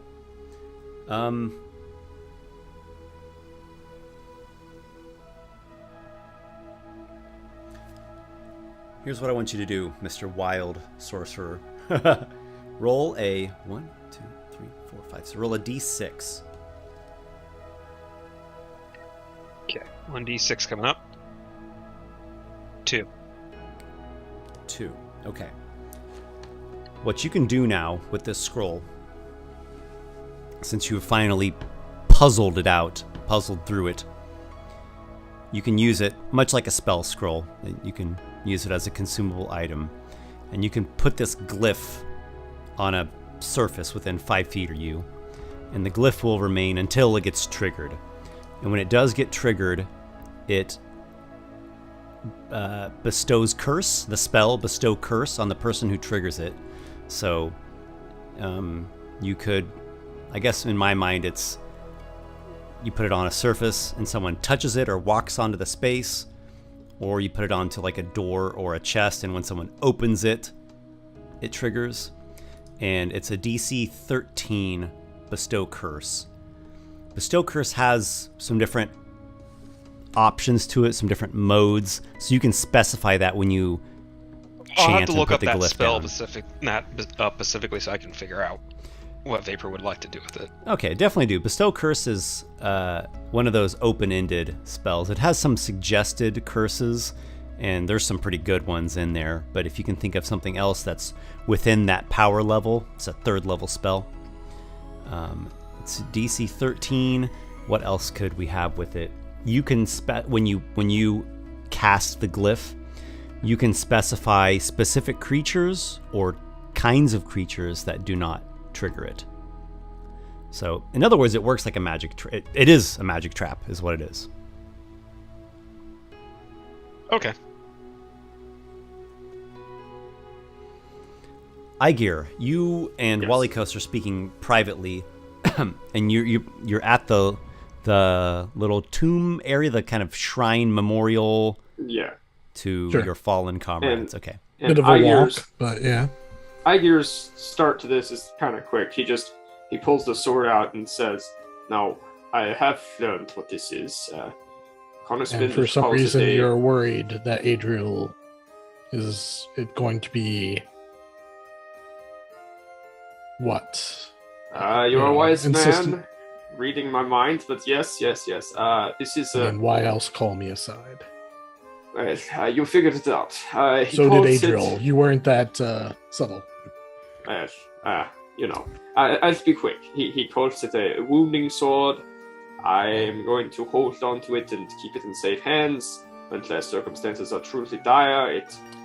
I don't think it is. I don't the think same that's your as- decision to make. We all found it. We all went through that labyrinth together. Well, I'm to ensure that if this is one of those things that is connected to Balefonder, I don't want him to grab hold of it. I don't. Why want don't you him to tell be me able what you to- know about it, and then we'll make a decision. It causes Since you- some sort of deep and necrotic wounds to anyone who it strikes, and the Okay. more it hits, the more it hurts. That is what I know about it. So a magic wounding sword. Yes, I'm going to take it to the Duncan Manvale one of these days soon, and Well, you had it identified by who? by Connor Spindle. Who else? Okay. And did he say that it was connected to Bale Vondor? He wasn't sure. He said he thinks so. Thinks it is not, that is, but I'd like to make an insight check because that is not what he said. that is. He says he's what? He says he didn't. Spindle think it said a was, lot of things. and then you are heavily Yeah. implying something that he did not imply, in my opinion. Okay, he said he didn't think it Spindle was. went It from might be that- Spindle went from it's Yeah. certainly not cursed or connected to Belvonder all the way down to maybe it is to well, I don't know. But you were choosing one of those interpretations to do. He had no idea. is that my is point. Aygir, are you wanting to give Walykos the impression that Spindle confirmed something? No, I'm not trying to say. Then I that won't he make was an insight check, definitive, and I'll yeah. just assume that you're making it clear to me that he had no idea. Okay, Yeah, we could I'm basically saying summarize this, that as Yeah. there's no obvious connection between this sword and Belvonder, but it was in that chamber that had his communication portal, and Which he was is one of fine the that- three Balin, and there was that That's a curse logical upon... argument, though, not a. Well, we don't know, so I'm going to tell you that it is until proven otherwise. You know. Right. Um, No, that's what he was saying. Was that basically that? I completely disagree, Aygir. If it was connected to Balevonder in the way that you suggest, merely touching it, just as touching the dagger, would have had some great impact. We would have already felt a connection. We would have felt an attunement possibility. I'm gonna jump in there. That Yeah. didn't happen to Adriel just from touching it, but when he actually stabbed somebody with it. Yeah. Okay. Well, I will revise. But it that is a aspect. sword, and swords are made for attacking. So Yeah. if it has a like effect, then I could see the concern. But anyway, let us not dwell on this too long. You know what I know about it, and we should not arouse any extra suspicions by. We should use it and find out, honestly. Or we should take it, as soon as we're done with Corgain, take it to the Master of Rituals and have him confirm. But I don't think that there's anything he would have done differently that Connor Spindle couldn't do himself. Well, yeah, this makes sense. I hope you speak correctly, and What sort I of hope- sword is it? A long sword? yeah, Okay. Well, which don't- is the weapon that Aygir uses. Yeah, I don't have any coincidentally, but- particular need for a long sword, nor does Adriel, but I'm not unproficient in it. I could use it in a case if it was significantly powerful, which it sounds like it is. We're going to be fighting giants and Right. monsters across, the face of the city and this continent. We're going to need every powerful tool that we can, and magic swords don't grow on trees, Aygir. They don't. I want us to use our thinking brains to apply some logic and reason here, and not just not fall into no offense, the same trap you already did. So, I can tell you this. By excluding Adriel from this conversation, we're going to have this exact conversation all over again. You really didn't, do anything here except make him more suspicious of you and possibly me. Well, that was a risk I was willing to take. And Open if I communication is the way to go for the future. If you do anything less than that, you're doing a disservice to Adriel. Nobody put you in charge of this, but I see your reason. I see your reason. I will tell him if he asks.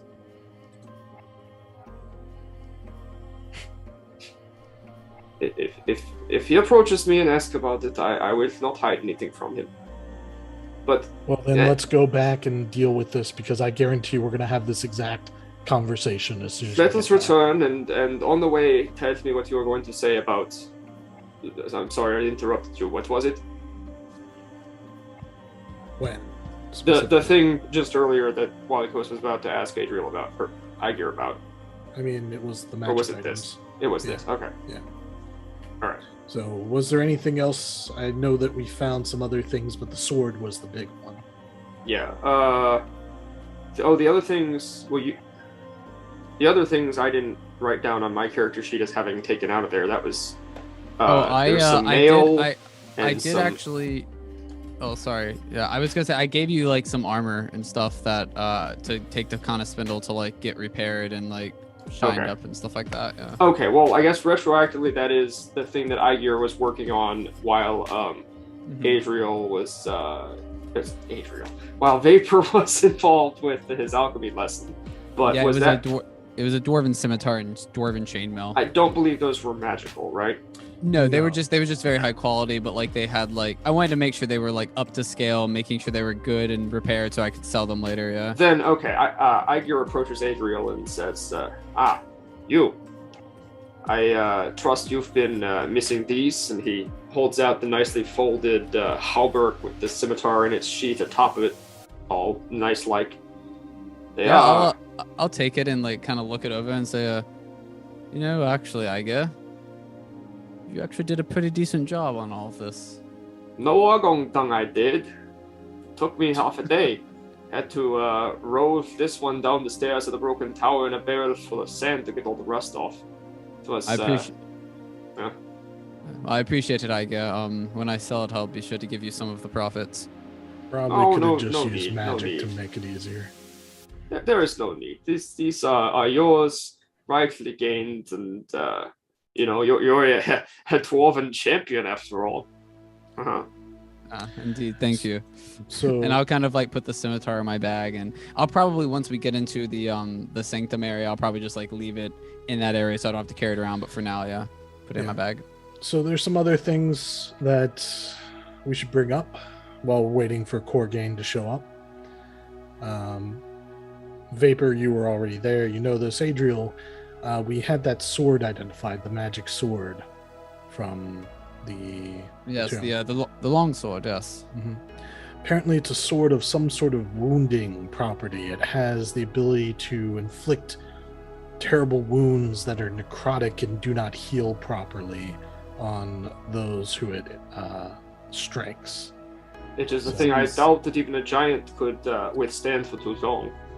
It seems quite useful, actually. I don't use long swords myself, not my forte, but perhaps we could keep it with us just in case, or trade it for some other weapon or item that we could use later. Aygir mentioned to me that he does use long swords, so I was thinking we leave it in his possession so that he can use it for the time being, since it is a powerful weapon, and we're going to need those if we're going to be fighting Baal Vondur and his servants in the future.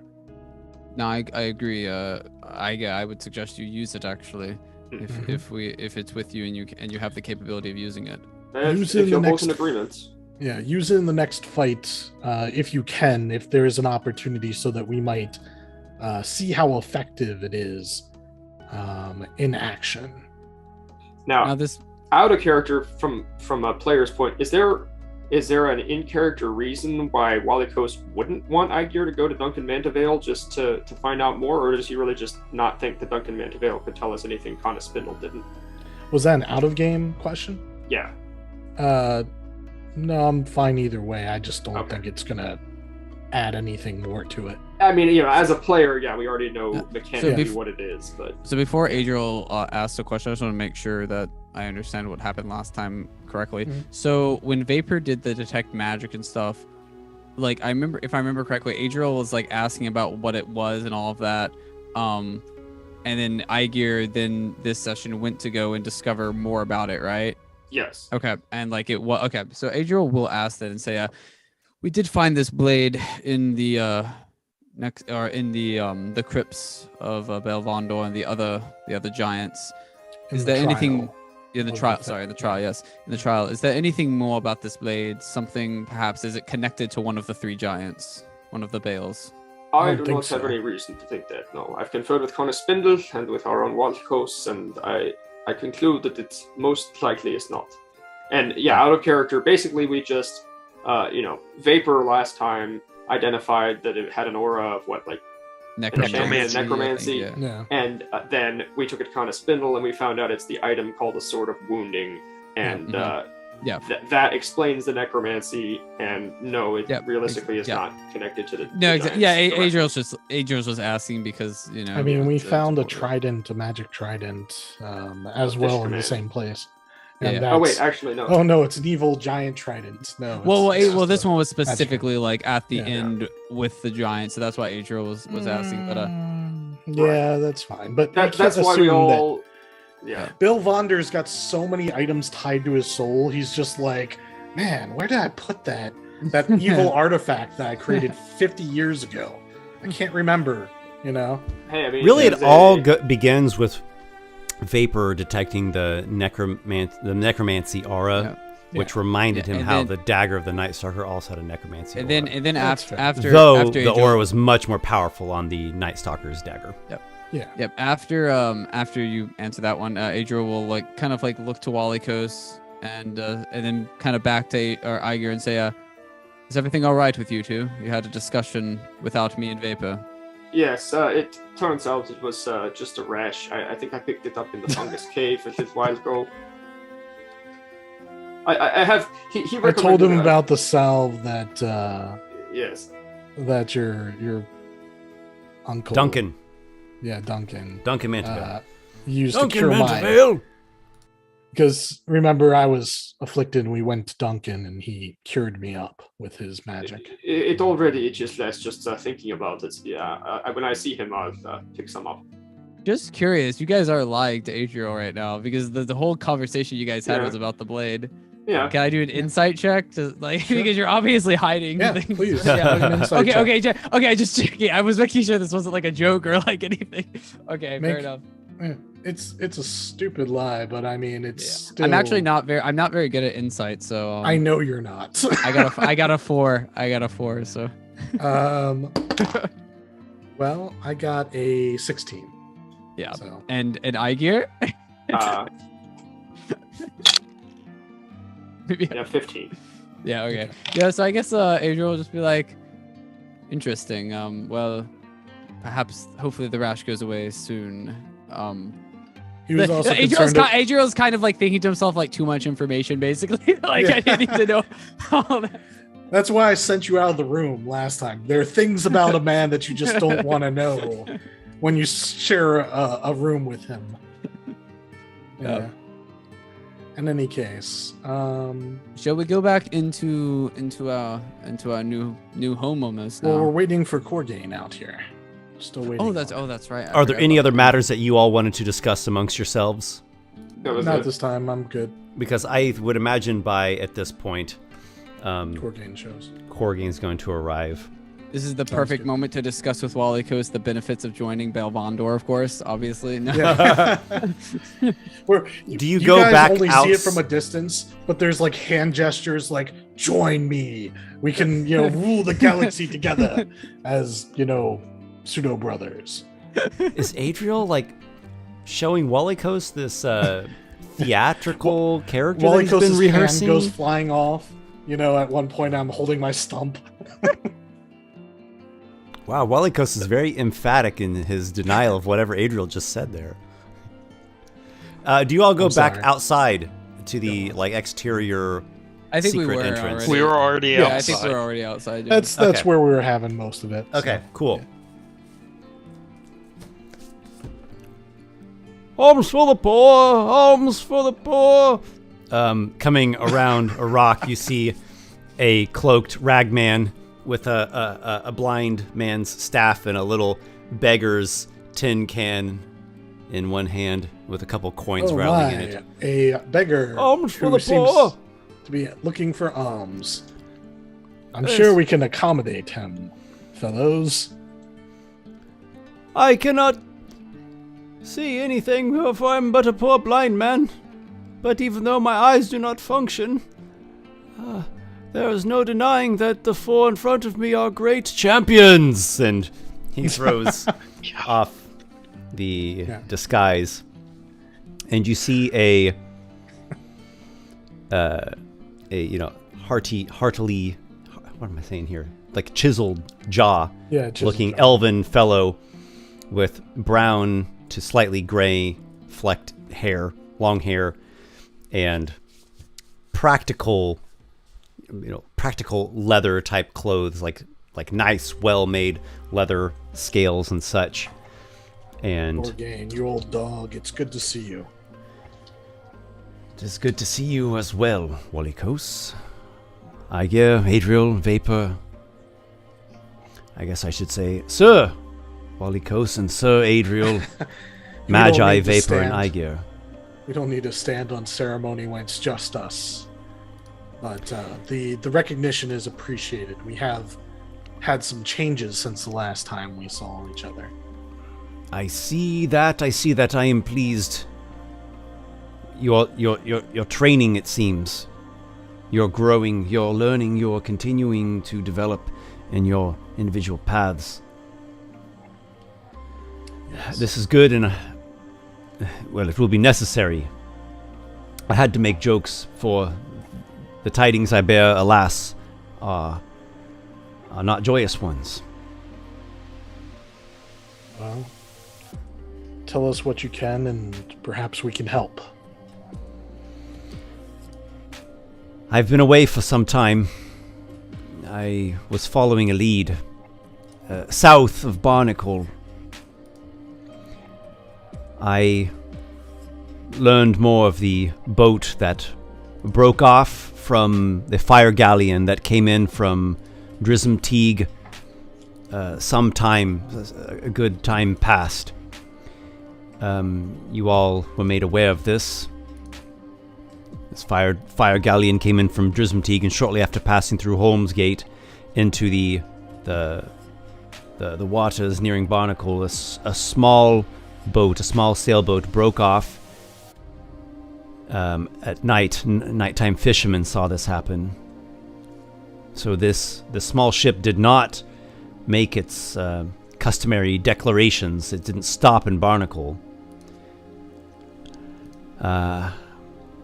Through my investigations and tracking, I found that the boat went to a coastal cave named Quariok.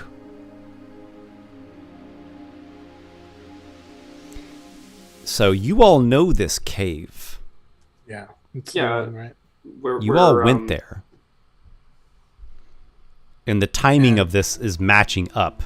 So I'm going to leave this in your hands. But as he's talking, you can't help but think that's the boat of people that we went there and helped. So Well, again, When I was found the this boat? cave and did my explorations there, I found that someone had been mixing what I presume were alchemical substances. I found a deeper chamber of the cave that itself has mineral deposits, a yellow-brownish deposits that the people were extracting, and they were utilizing this in some sort of alchemical process. He pulls out a vial, and at the base of the vial is just a pinch of residue of dust, or powder, we might call it. This is all that I could find from whatever it is that they had created through their process. This is all that this bit of dust or powder is all I could find of the finished admixture. There's also these things which may or may not be of help. I'm assuming that they might. He provides a small pouch, and there are these kind of crumbly rocks of this yellow-brownish color that he described. These are some of the mineral deposits. I took a sampling from their extraction site deeper into the cave. I found this as well. He holds up another vial, and in it is just this tiny little shard of metal. And it's kind of this blackened metal. It appears to be a burnt and shattered arrowhead. And this. And he produces a third vial for you that has a flaky, dry, brownish substance in it. I don't know. Is it some kind of dung? I'm uncertain. So he gives this for you all to look at, hands it over, these 3 vials in this pouch of the crumbly mineral rock type substance. I looked about for signs of people. The only traces I found of anyone having left this cave on foot is it seems that one person did. But the tracks did not come from this makeshift alchemy lab. No, they came from a different cave room where it seems some savage person had been living. So these alchemist sorts, whatever we might want to make of them, it seems they departed back by sea. So now this whole thing about the deeper chamber and the alchemy stuff, this is not something we had discovered there before. We obviously do know the so-called savage man. I think, what was his name again? The dwarf. Edgar, yes, the dwarf who had been kind of consumed by that weird sea fungus thing. He was actually born at that goblin settlement, and he was like a half dwarf, half goblin. I see. Okay. All right, so it's good to know he's still doing all right. If his track. Yeah, you all tried to help him, so yeah, maybe you helped him, or maybe he went to be a hermit somewhere else. Yeah, who knows? But those smugglers, they were dealing with Lamy Longstock and the Crossroaders. Yes. Right? Yes, yeah. At least by association. They didn't seem to be of the same faction, but Lamy seemed to have been paid for this job, and he hired you all out as well. And Right. The first guy that we had secret meetings with before we were having them with Corgain Mikkel, who also has a penchant for like showing up disguised as something else originally. Although I think he tended to favor birds more than beggars. I'm gonna plead the fifth on anything. So I mean, yeah, really, they're both the same person. Honestly, if I were running this game, I would halfway consider that. But in character, who knows anything? Nobody does. Well, I'm not quite certain of these various details, crumbs and substances and stuff that I have procured from this site. So I've come to you all. There was something going on here, and so we could perhaps have. Oh, sorry. So the vial that he said was probably a fungus. Vapor is gonna pop. How much is in that vial? So in vials, there are 3 vials. The first one has a kind of powdery, we'll say, residue. Just a little pinch of it. Then in the second vial, there's a fragment from what looks like a burnt arrowhead. And then the third vial has this dry, flaky brown substance that he's wondering, is it some kind of dung from some creature? And then in a pouch, he just brought like a sampling of that mineral that they were extracting out of a chamber in that coastal cave. This kind of yellowish brown. The brown residue one and the one that he's not sure if it's a dung or not. Vapor will pop the top on it and like just try to see if there's any sort of scent that he could pick up. Okay. So, which one are you curious about first? Let's do the residue one first. Okay, so you take the stopper off and let a little waft drift into your nose of this little pinch of powdery residue that he was able to scrape from that cave. It has a scent to it. It does. Definitely noticeable. It's just a tiny pinch though, so it's faint. You're welcome to make a check of some kind, whatever you would like. Would he be able to use... Would my herbalist background be any help here on this check? Nope. Okay, so then I would say intelligence, some sort of intelligence check. Okay, you can just do intelligence if you want, just as a general knowledge. Yeah, how's a 15? 15. Yes.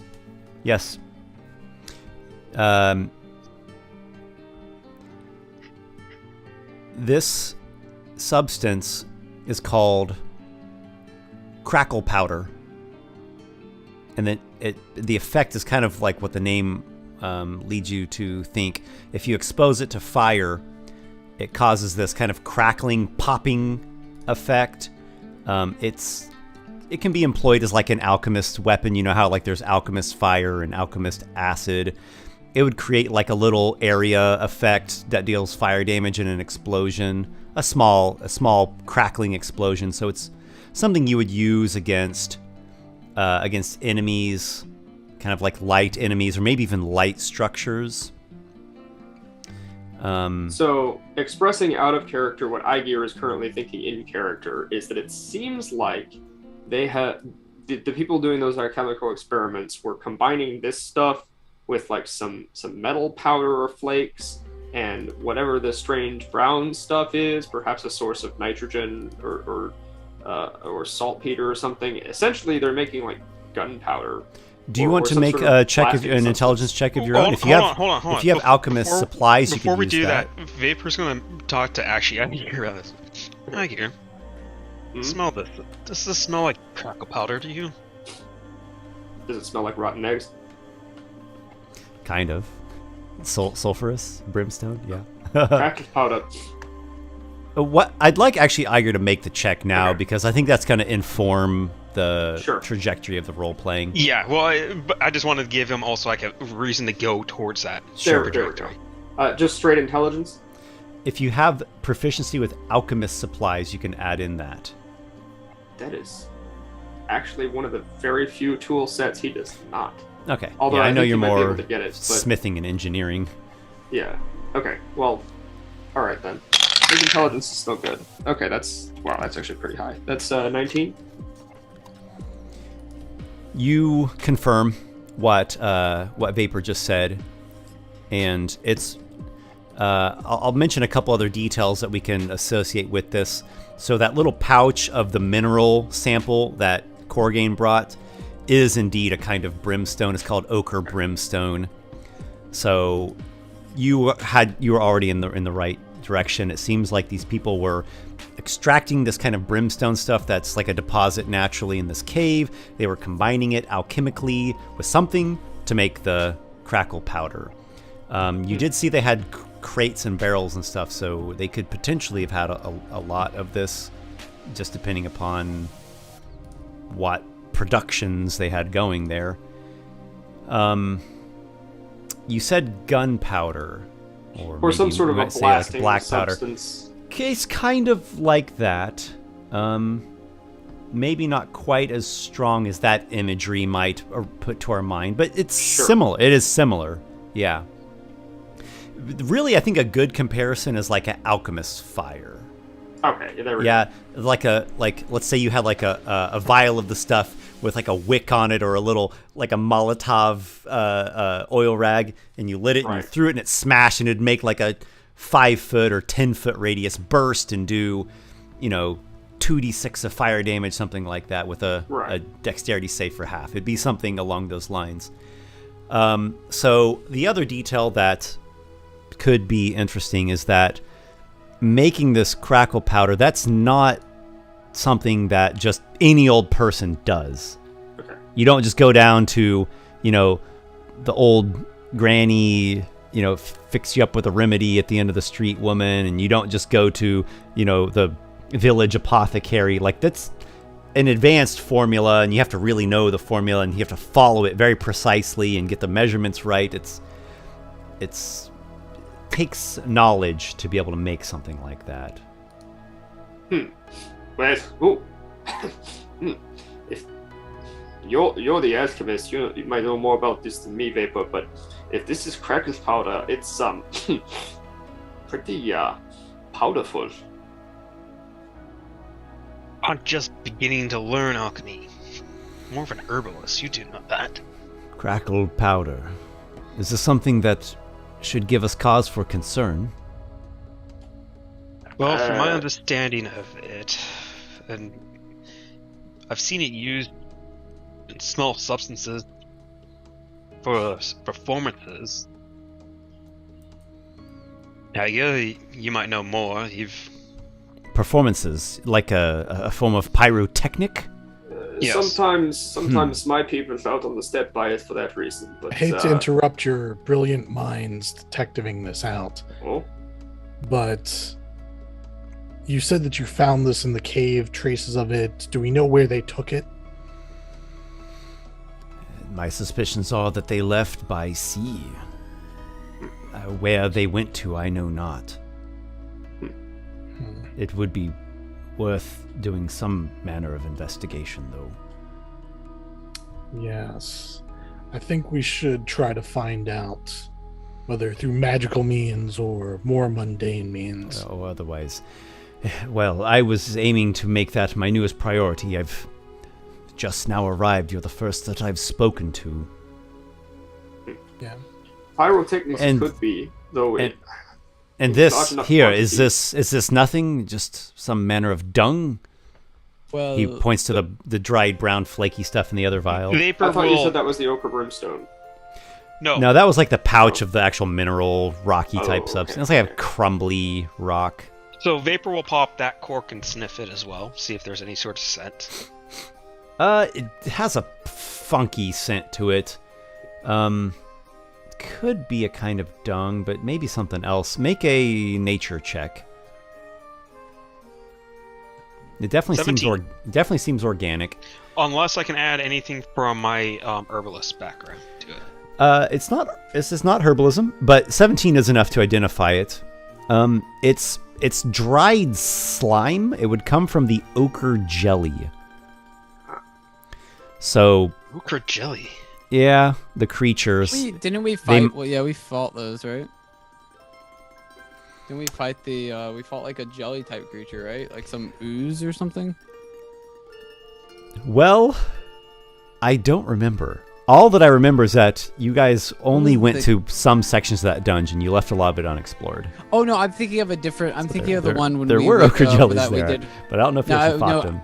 No, I was thinking of the one when we went to get Vapor's thing. Okay, that the fungus cave. No, okay, I'm thinking of something. That was something else. Yeah. All right. So for whatever it is, it seems like there were ochre jellies that died or got killed, and this is just their dried, flaky, leftover bodies or slime. The final bit is this fragment that looks like a chip off of a arrowhead, and it looks blackened or burned. What do you make of this, then? So Vapor will once again pop the cork, sniff it, try to see if he can pick up any sort of scent off of it. It's a small bit, so there's a very faint scent. This faint burnt smell.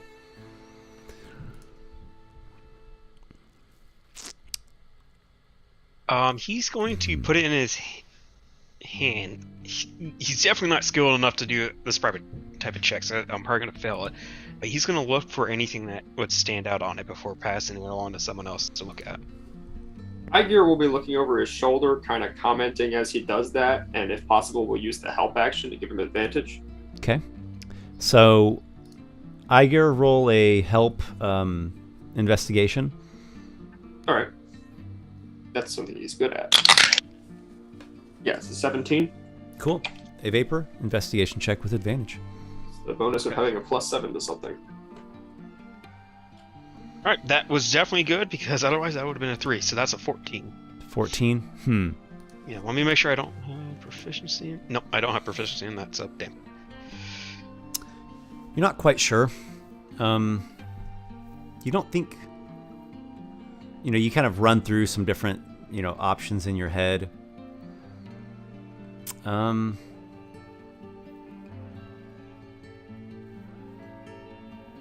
You don't think crackle powder's strong enough to shatter, steel or iron.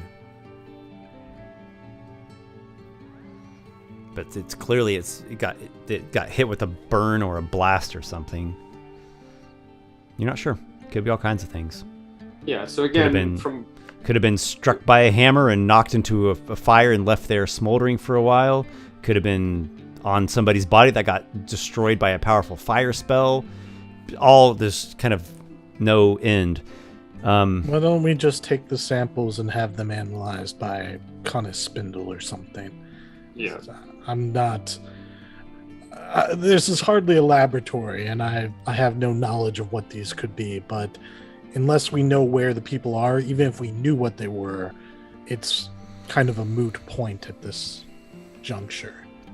You say that, Walykos, and I can't help but think maybe we might know a little bit about where to find them, or at least we might know someone who does. Okay. What? You haven't forgotten Tommy Thornstock already? Have Yeah, you? but he left the city. He did, but he bought some stuff from these people. He could know where they went. He could know where they are. Yeah, We and how do go- we find him? Who is this we'll now? have to take a little vacation. Lamy Longstocking, a smuggler. Longstock. Yeah, Longstock. whatever. Lamy Yeah. Longstock? And he had a Name's couple- vaguely familiar, but I'm not sure. And you say you know someone? He knows someone involved with He this. was involved somehow with them, is what I believe, is what you're saying. Is this information that you have uncovered during my recent outing? No, this is well. He's someone we knew. Actually, he reminds me a little of you, to be honest. A fellow appreciator of making a good entrance. Have you heard of the Crossroaders? The Crossroaders. The bandit gang? Yes, he's their leader. I see. They are there on the larger island. Yes, out within in the fortress. within the lattice. No. Of course, yes. That is where I suspect they are. That's where he said he would be.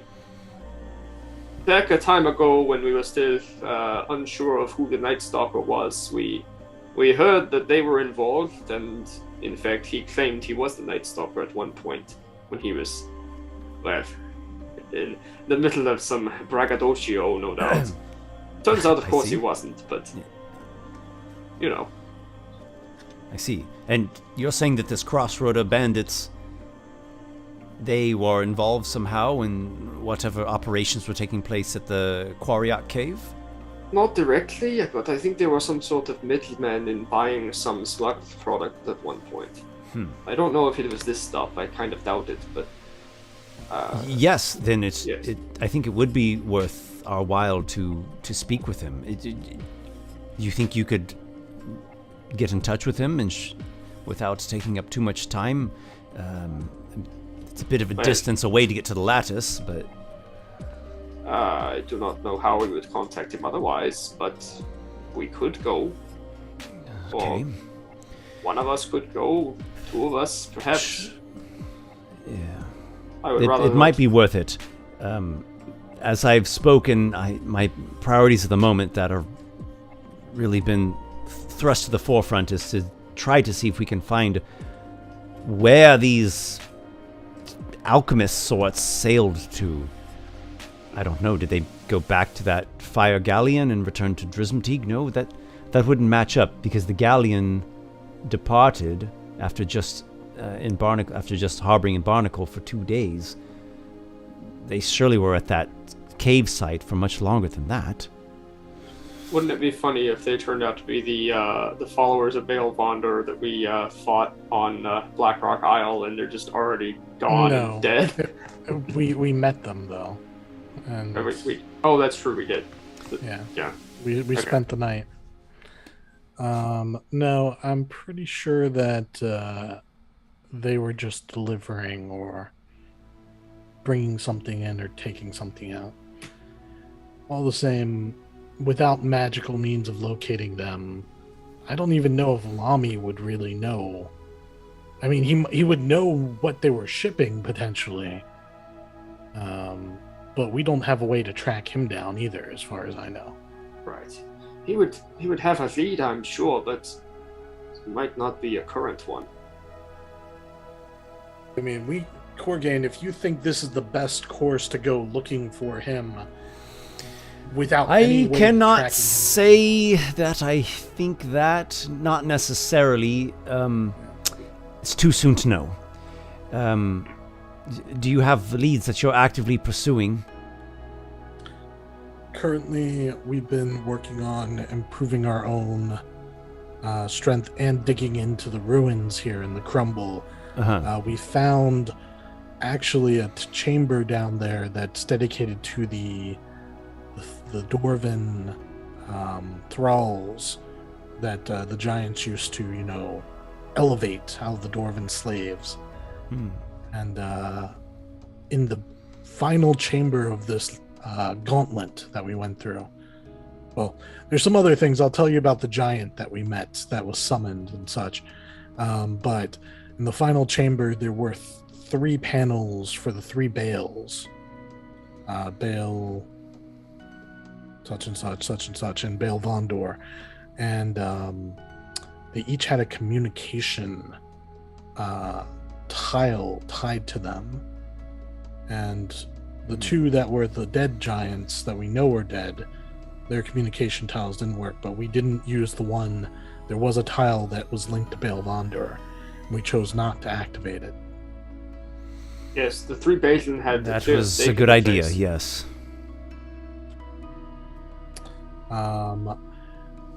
But there may be a way of using that. I don't know. Is there any advantage that you can see if we were to dig deeper into this ruin? We found some magical things down there and some other, artifacts, but nothing leading us directly to Baal Vondor. Save maybe we could call him up with that sending stone and see if we could get him to give away more information than he, wants to. Trick him in some sort of way, a ruse to get him to Conversation, reveal. he might get arrogant. He does have a bit of an ego. A gamble, that would be a risk, though For sure. the potential information that we could glean from it would be valuable. He would know, though, exactly where we were, potentially. Even if we didn't know where he was. I wonder if it would be worth mounting a strike against his lair. Walykos, do you feel that your party would be prepared for such a task? I look at the others, and then I look back at Corgan, and I'm like, not yet. Vapor. Who do you think we are? Vapor. With all due respect. What is your mightiest spell that you're able to invoke at this point? Wish. No. Oh, how I wish that was true.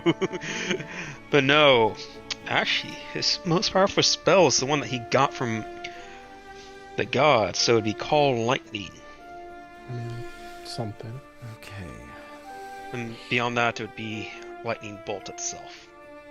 I do think that It would be Walykos a deadly and desperate far-flung strike, Yeah. maybe something we yet. would want to not enact yet, but Especially considering Yes, it's his a stronghold. last-ditch effort if all hope Yes. is lost elsewise. Yes, that the Night Stalker himself required all of us to fight him, and he almost killed me in one-on-one combat. So I doubt that a full-fledged attack on Belvandor's stronghold is going to be fruitful with just us. Aye. least Ignoring as we are all now. his traps, all his servants, just us against Belvandorer, I'm not certain we could take him Aye. at our current Aye. state. Yeah, Aygir pulls out a little bit of the Sword of Wounding and that Thunder Hammer and says, "Ha, yeah, maybe if I could somehow combine these and wield the result in one hand, then maybe then would I be Of course, ready you to would, go there." you would be the one wielding them, greedy Yes, Aygir. Cool game. Perhaps when we are level 14 or 10, we could. No, I just You are hand slap certainly you. more than 14 years old. What you joke. Oh. So think- I understand I that think- I believe you have this this ruin that you've been exploring level by level, and there And it is seems there to is be giving us. yes, there's Yeah. usefulness in exploring and securing your base. Yeah. Do you have another goal or objective you're pursuing yeah. elsewise?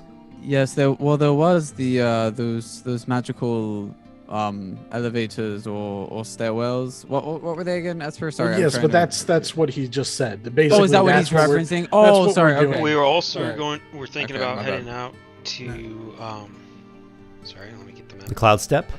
The Yeah, Cloud to Step, your specifically home. the Steam Curtain. Right. There was some talk of that, although we hadn't made any certain plans. It's a good distance away, and we don't. Yes. And what is there that you would be seeking? My grandfather. He's a djinn who lives within the geysers out there. Perhaps he could offer. An elemental lord. Yes. This could make a As powerful gnarly as he ally. is. If he is willing to take the time to intervene in our struggles, yes. I don't see what benefit it would be to him, but perhaps we might be able to. Well, it is your grandfather. You said, Vapor. You're on good terms with him. Give me a second, 'cause I gotta think on that one, because Vapor's got a. You're delaying in the answer. Why are you delaying in the answer? We have a weird relationship. Oh. He wants one thing, and Why I does want that not something surprise else. me? That would be that would be an even farther trek, much farther than even the lattice. The lattice you could reach within a number of days. That would be clear to the other side of Haven Isle. Yeah. But if you could secure an elemental lord and perhaps some of his retainers or warriors, that could make a great ally. I'm hesitant to make that trip, though, when we know so little about what Belvander's current Yes. plans are. Yes. He could It seems strike that- tomorrow. Well, it seems that all of these threads are things that we would hesitate upon. Well, the thing that keeps us close enough to react is delving into this right now, Yes. the crumble. And Well, then, why don't we settle upon that? Go to the next stage of your explorations or securing of this this under ruin, and meet with Canis, the Lord of the Broken Tower, regarding the bits that I've recovered from Quariok. He has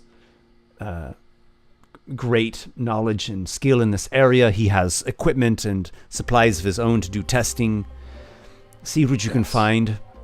I'm going to be pursuing whatever leads I can find regarding where that ship sailed to after leaving the Quariok cave after producing Yes, some quantity of crackle powder. we can speak to Lami Lomstocks as well if we Okay. get the chance. yes, if we get the chance.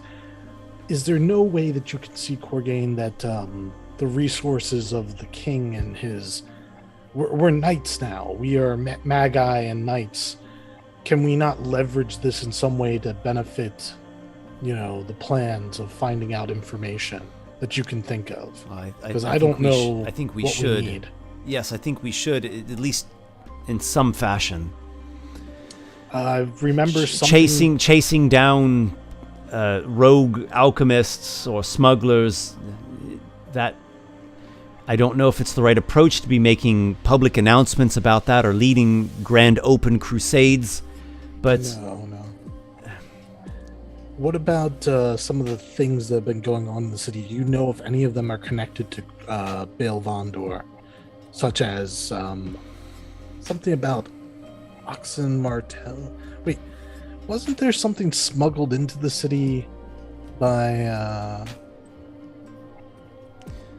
his name. Yeah, so to kind of quickly recap on that, Markin one of the Ox- port inspectors, Markin Oxivi, who is aligned with the Merocrat faction. When did he smuggle those things in? Does it match up with the timing? Or do you smuggle things out? It should. It does in general terms match up with the timing of these recent incidents, and it seems that he helped somebody smuggle something in. That's what it looks like. What if these things in the cave that were brought in and put on the boats, what if Markin knows? Why don't we question Markin? Wait, is Markin dead? He died in his cell. Do we still And have access to his body? I would presume so. Yeah. I wonder if the master One of his rituals teeth could, was like cracked open, and he had died of poisoning. poisoned himself. Yeah. Well, he might be working. He might be part of Baal Vondor's scheme. And what if these things were smuggled into the city? Baal Vondor has it in for the city. It would make sense. Why don't we find what happened to the corpse and see if there's a ritual that can extract the information? I know that's, frowned on in some cases, but in this case, I think it's, worth asking the master ritual if he could, question the spirit. Duncan Manteville might be able to pray to the White Raven and Exactly. divine some truth from the corpse of Markin. Well, we know the questions to ask. Even a yes/no answer could be: did Markin Oxivi help the smuggler such and such? We know kind of who they were. Smuggle this, and we ask a very specific question. If the answer is yes, then we've confirmed it. If the White Raven can just give us yes/no answers and such, sort of deal. Mm-hmm. Which I know a lot of these divination things, they don't give you, they give you a very limited response. Mm-hmm. Mm-hmm. So we would have to be the ones that provide the specificness of the questions. I think that might actually be really good if we could find out what happened to Mark. Or, here, Adriel, you'll like this. He was one of the Merocrats, if I remember. Was he the Merocrat that gave us trouble? He was affiliated with them, and yes, he was. He was the one. We could dig into his connections and what, maybe someone that he knew knows more. Remember earlier this session, we heard Spindle mention that they wanted his body returned to them. Yeah, so maybe that's why. Maybe they're trying to, stop anyone from doing anything with the body. So, yes, I think that we should definitely look into this. Core Game, were you aware of the Markin situation, what he smuggled and all that? Or that he had smuggled something into the city? Before I brought it up just now.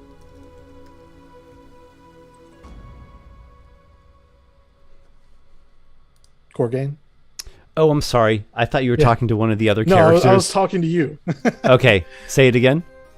Were you aware of Markin smuggling and, that he had smuggled something into the city?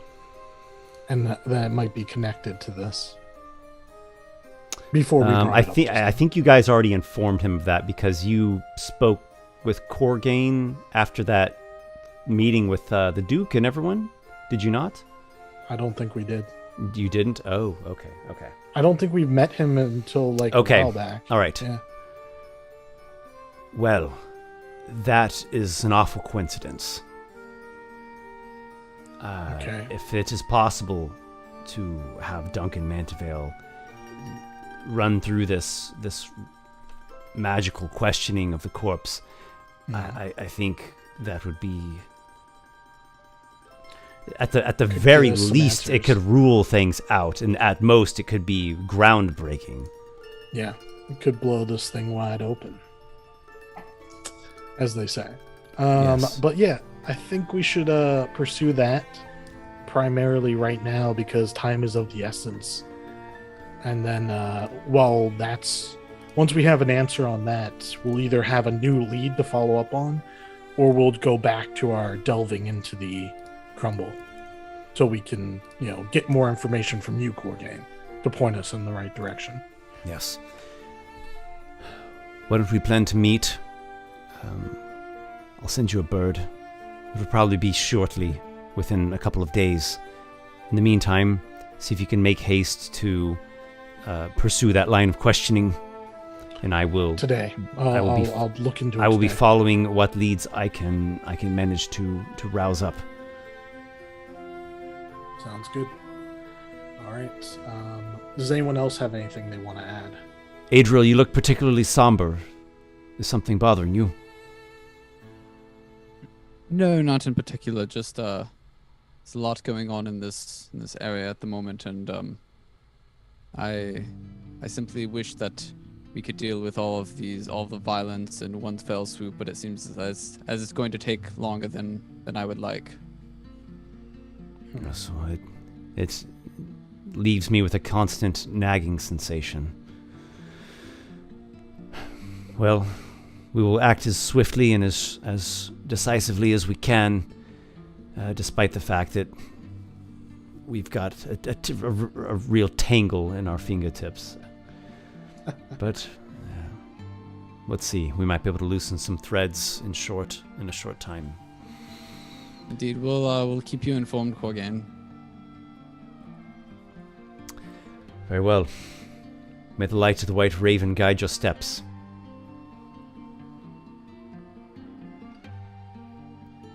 So, I'm inclined to go to Duncan now, unless there is something else that's of interest or import that you think should happen until then. No, I think Or that's before the then. priority. We Okay. have a tenuous lead that might lead to very important information. Yeah, exactly. Okay. Um, I'm going to do a good Can old DM roll here. All right. Can we find out if the corpse has been returned yet? Because if it has, we may need to get it back. So that might be a little complicated, politically speaking. Yep. So, we're going to switch over to a new scene now, which I've just What rolled. we're doing is going to be complicated, politically speaking, if they find out what we're doing. You all, as quickly as you can, make your way to the Storm Tower district, to the Storm Tower itself, which is very close to the Rook Tower. It's part of the same district where Adriel's immediate family dwells, Walykos as well. Gathered outside the Storm Tower is an angry mob. Of course. There are people, hundreds of elves, strangers, faces that you don't recognize, and they are in protest of the nobility of Barnacle, and they are making accusations, calling House Drakestone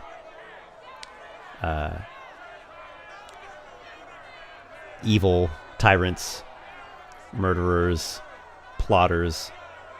Why are they at the Storm Tower, though? You are informed by a soldier who's keeping watch over the Storm Tower district, one of like the soldiers of your great house Mantavale, that there are mobs at all of the major districts.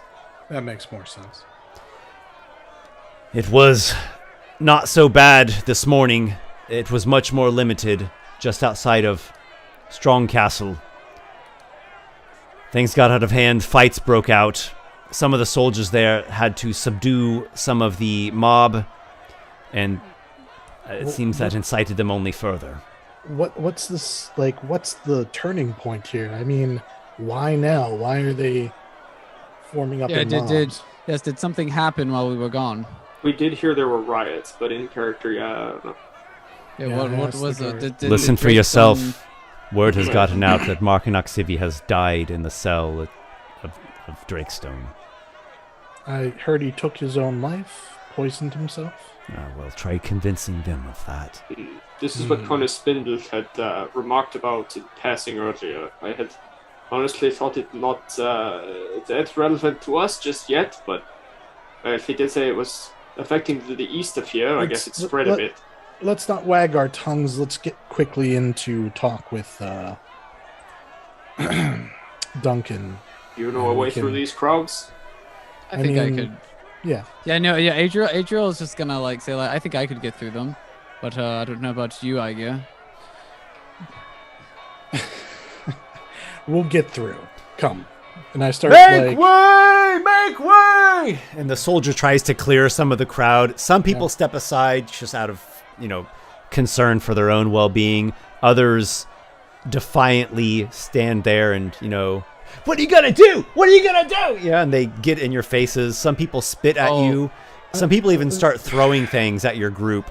Like rotten vegetables and Xena dung and Nykus dung. I would particularly at Adriel. Because I'm the Mansavel, yeah. Rich son of a whore! Yeah, your mother's a rotten bitch! Aygir walks a little bit behind the rest and kind of looks half-breed scum! Maybe he even whistles a little bit, just pretends to not be that affiliated. Yeah, Adriel actually will walk up to one of them and start making his way toward. Yeah, don't give in. Just ignore them. They're not worth it. I don't know. I feel like if we get some blood on one of them, maybe. You're not a knight. I've seen plenty of knights in my day. I'll take that fucking sword out of your hand and shove it up your arse. I'd like to see you try, and I'll walk up and grab him by the shirt. You go to grab him, and I want you to make a perception check. Okay. Can I make a perception check as well because I'm watching? Sure. His back as a 17. I got a decent one. I got a dirty 20. Those are both successes. As you grab him, he has some friends nearby that's kind of to your side or almost kind of behind you. And one of them has this club, and he goes to wallop Adriel on the back of his head. But you can act first because you succeeded at perception. Okay, you got the higher percent. I'll let you go first, Walykos, you want to. I'm gonna throw a web spell and just web them to a wall. Basically just fling my hand out and boosh, webs are gonna splatter them, against the wall. Non-lethal. Okay, sure. And web's a pretty good area, so it's gonna catch him and all his What's your friends. DC? 16 dexterity save. Is it 16? Yeah. You sling out your web. Yep. The one provoker that Adriel was going for and the one with the club to the Adriel side, they both evade that. The web ends up hitting some other people and stickies them to this big stone wall that's kind of the barrier curtain kind of ring wall outside the storm tower proper.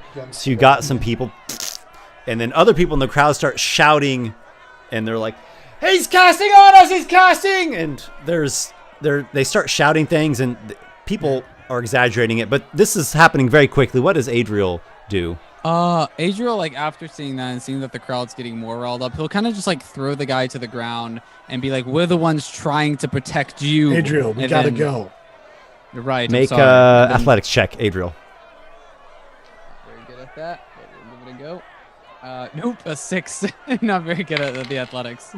Okay. Nope. You do not succeed in throwing the one to the ground, and he follows up trying to wallop you with the club. Oh my gosh, I'm rolling so good for these guys. He actually critical hits you. Oh my god, What the wow. heck? Okay. See, this is why Wow. I tried to warn you. Don't fuck with the NPCs. You're gonna get it's like, oh, it's just a bunch of skeletons with bows. There's only like, they're just skeletons. Can't do much to me. Instant You death. take 6 damage, Adriel, as Too bad, he wiggles out of your grasp and like cracks you straight into your ribs. Kind of a glancing blow for you, as you're a seasoned adventurer. And beat the the crap out of first him. guy, he goes to grab your sword. You can make an athletics or a acrobatics check. Okay, I'll do acrobatics for sure. All right, right after he does that, Aygir's gonna step in and do something here. Okay. Alright. Oh my god, I'm not rolling. I got an 8. Oh my goodness. Okay, so Could I- Adriel I have and a this que- guy both have their hands on Adriel's sword, and he's like, "Give me that, you son of a bitch!" And it's starting to come out of the sheath. He's like winning over Adriel. Can I? How far away is the entrance to the tower? It's a good 80 feet away. You've got there's like a gate in the ring wall, and you have to get through the gate, and then you get up to the front door of the tower. Gotcha. All right, so Aygir. Let's go to slams Aygir. down- He slams down his masked visor, rises up to his full well over 6 feet of height and strides forward, forcefully clamps a gauntleted hand on both Adriel and this guy in such a way that he's like arresting the arms from moving on the sword, potentially, and looks as menacing as possible and says, "There is no quarrel here. Not between you, not between you. He's going to walk along, and you're going to leave him alone, and you will get whatever you are due with House Drakestone. It concerns me not, but there is no quarrel here." Sounds like an intimidation check. Yeah. Yeah, go for it. I was about Sure. to say very Charisma. charismatic Can character. Vapor aid with this because he's going to be walking up, and he's been trying to control his magic because I feel like we're kind of in combat almost. I don't know. That's up to Esper. So I can imagine Vapor's also glaring at this guy. Why don't you both make intimidation checks? We'll wrap it together. And All right.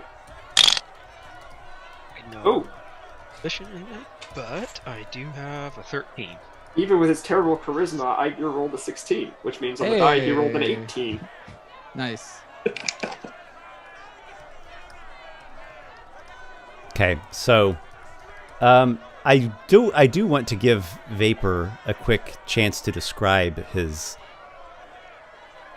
I his imagine style of that- intimidation. He's got he's not going to release an actual spell slot, but he's got the energy of his magic is crackling around him, so his eye patch has got the glow again of a spell being ready to be his magic to be released, and the markings on his arms are starting to slowly glow as the lightning bolts start traveling down his arms. He's getting ready to cast magic to try to either create space for them or to stop whatever is about to happen.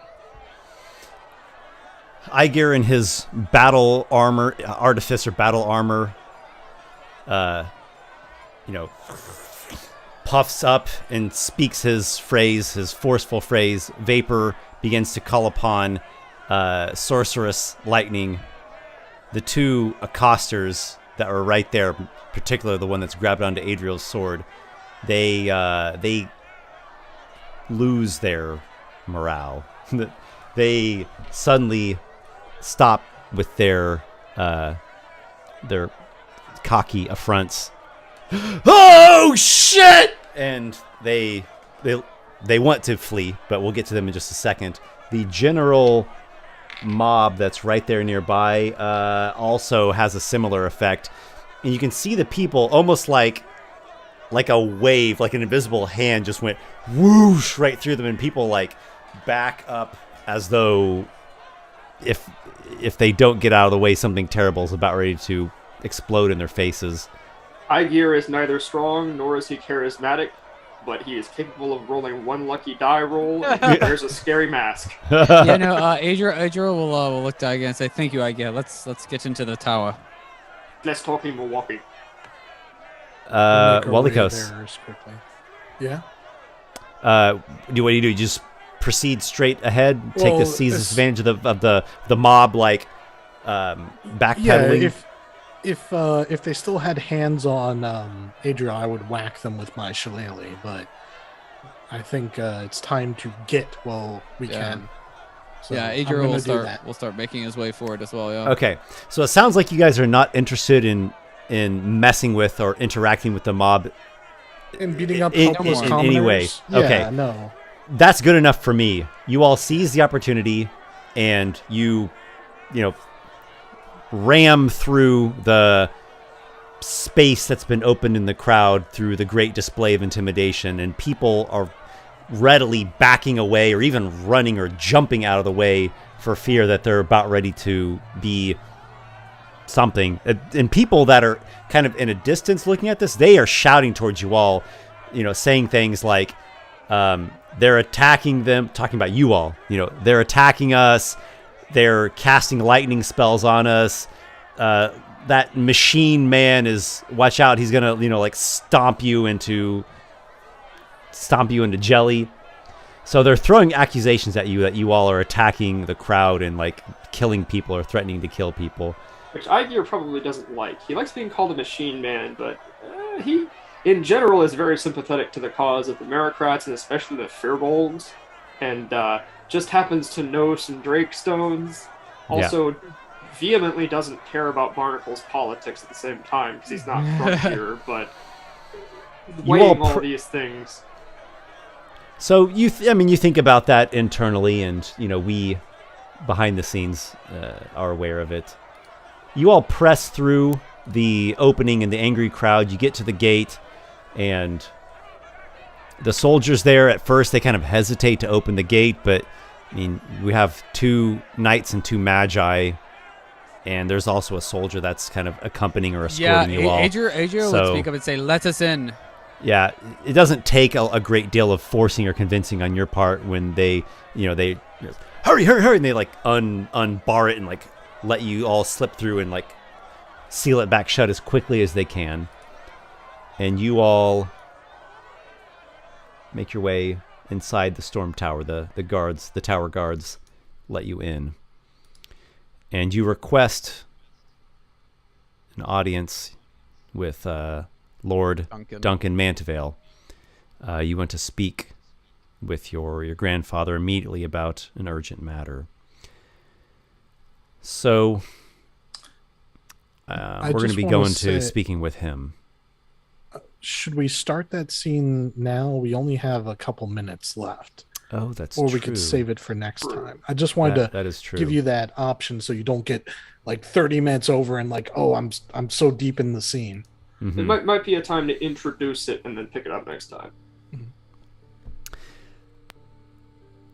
This way we have. I'm not very interested in doing a scene where it's just like you all talking to Duncan Mantevale and, hey, Duncan, will you please try to convince him, because I think he's going to be on board with that. Sure. I actually am in favor of starting next session with the scene where you're interrogating the corpse. That seems more interesting. So what's happening right now is we meet up with him. Yeah. He's like, that's a really interesting idea and a good idea. Let's do it. Yeah. And Aygir probably puts his foot in his mouth a little bit and says, "What did you do? What's the deal with them out there? This is your fault, isn't it?" No, it's not Duncan's fault. Do you mean me personally, or are you talking about House Mantevale, or are you talking about the greater Drakestone enterprise? No, not you personally. What do you take me for? Some kind of fool? Aygir, not the time for this. I don't know. Okay, point taken. I like grip my staff, and I'm like actually kind of angry that you're bringing this up in our host's home while he's sheltering you from a mob. The name of Father Thunder. All right. Look, Adriel's just like wiping some of the rotten vegetables and fruit off of them. Look, they're clearly the mob has been incited. The Merocrats are behind this, more likely than not. They're the ones with the political mass to get the mobs going, especially since the whole spark that lit this hay is Somebody one of leaked theirs. it that Markanoxivi perished in his cell. And, of course, Drakestone is being accused of murdering him. Of course. Adriel's actually gonna like realizing like someone leaked this is going to look to Walykos, and like he's thinking to himself about Corgain because the mob wasn't there until we told Corgain. Like he's not saying anything, but he's just kind of giving Walykos an eye. No, That's no. what he's thinking. Yeah. I get that you're thinking that. It's completely wrong, but No, I you know. can think- That's just you can what totally Adriel, think that yeah. if you want. Yeah. I just City politics are so stupid. You should settle this in the Kurultai like Listen, you out on everyone- the steps over fermented mare's milk. not now, Aygir. Look, Writing has we have been business- we have fomenting for a business. couple of days now, and with Yes. this is information business with coming you, out, it Duncan. is broken through. yes. We have business with you, Duncan. We need to try and Well, interrogate this. yes. This Duncan, malacraft. we think that Yes, this is yes. all a distraction. I think that this has all been played up to incite the mob to create this situation of unrest in the city. And the only way that we can stop this and potentially restore order to the city is find out who really killed him. Because, I mean, he may have killed himself, potentially. Maybe he was a, how do you say, a fanatic? But there's someone behind this. He was not acting alone. There is someone that he was working for. And if we can prove that they have something else malicious intended for the city, and we can prove that, the mobs will be able to be put down and quelled. Because once we expose whoever's really behind this, the truth will eliminate the threat, as Well, it we were. hope. Well, at Of least all we if they hope want that answers. will- I tend to agree with you, though I do have misgivings of calling upon such magic. The greater good that will come out of it does justify the means. I appreciate that. And First you're the only one that dawn's can light judge. tomorrow. I will pray to Okay. the White Raven for this spell. And I Is trust it- that she will send her blessing upon me, her divine magic. Okay. Sure. I don't know how it works, so I'm just going to assume that's how it works. So, as I said, I don't see anything interesting enough to delve into the details of all this getting arranged. But Drakestone do still have his corpse, and Good. it'll get arranged within a day or so, and he'll prepare that spell tomorrow. And Yeah, I so we can we'll do start that, next yeah. session with the questioning, the speak with dead questioning of the corpse. And that could potentially, this could send us off on a whole new mission, Esper, depending on how this goes. So you'll have time to prepare whatever questions we can get from him might send us in that direction. So, Indeed. Okay, that's a good pausing spot. I think that's a great pausing spot. I thought so as Um, well. Yeah. Thank you, guys. Another Thank you. interesting session. The plot continues to thicken. I've got things that I've been designing and planning and noting for so long now, and it's like, the It's nice to see 'em all come water together. pots. Like, it's more than just whistling. It's more, the kettle is more than whistling. It's like Yeah. bubbles are starting to like pop out from under the lid, and it's like rattling on the stovetop. But I'll be honest, I kind of, it's like out of game, I kind of knew where this is kind of going. I have my suspicions, I know where it's headed, but I don't want to jump ahead in the conclusion story. yeah, because and neither that- do I, because you guys affect what happens as it goes along. Exactly. Yeah. So This was with the my- session that made some connections, though. Yeah. Yeah. With me playing dumb until I had a reason not to, kind of like, wait, wasn't Oxivi like smuggling something, and these guys were smuggling something? I made the logical connections. that led us Also, together. I think there's another thing for next session of speaking with Kana Spindle about the yeah. the bits The substances, that yeah, the Markin alchemical found. Stuff. Right. or Which will give that us Corgain found.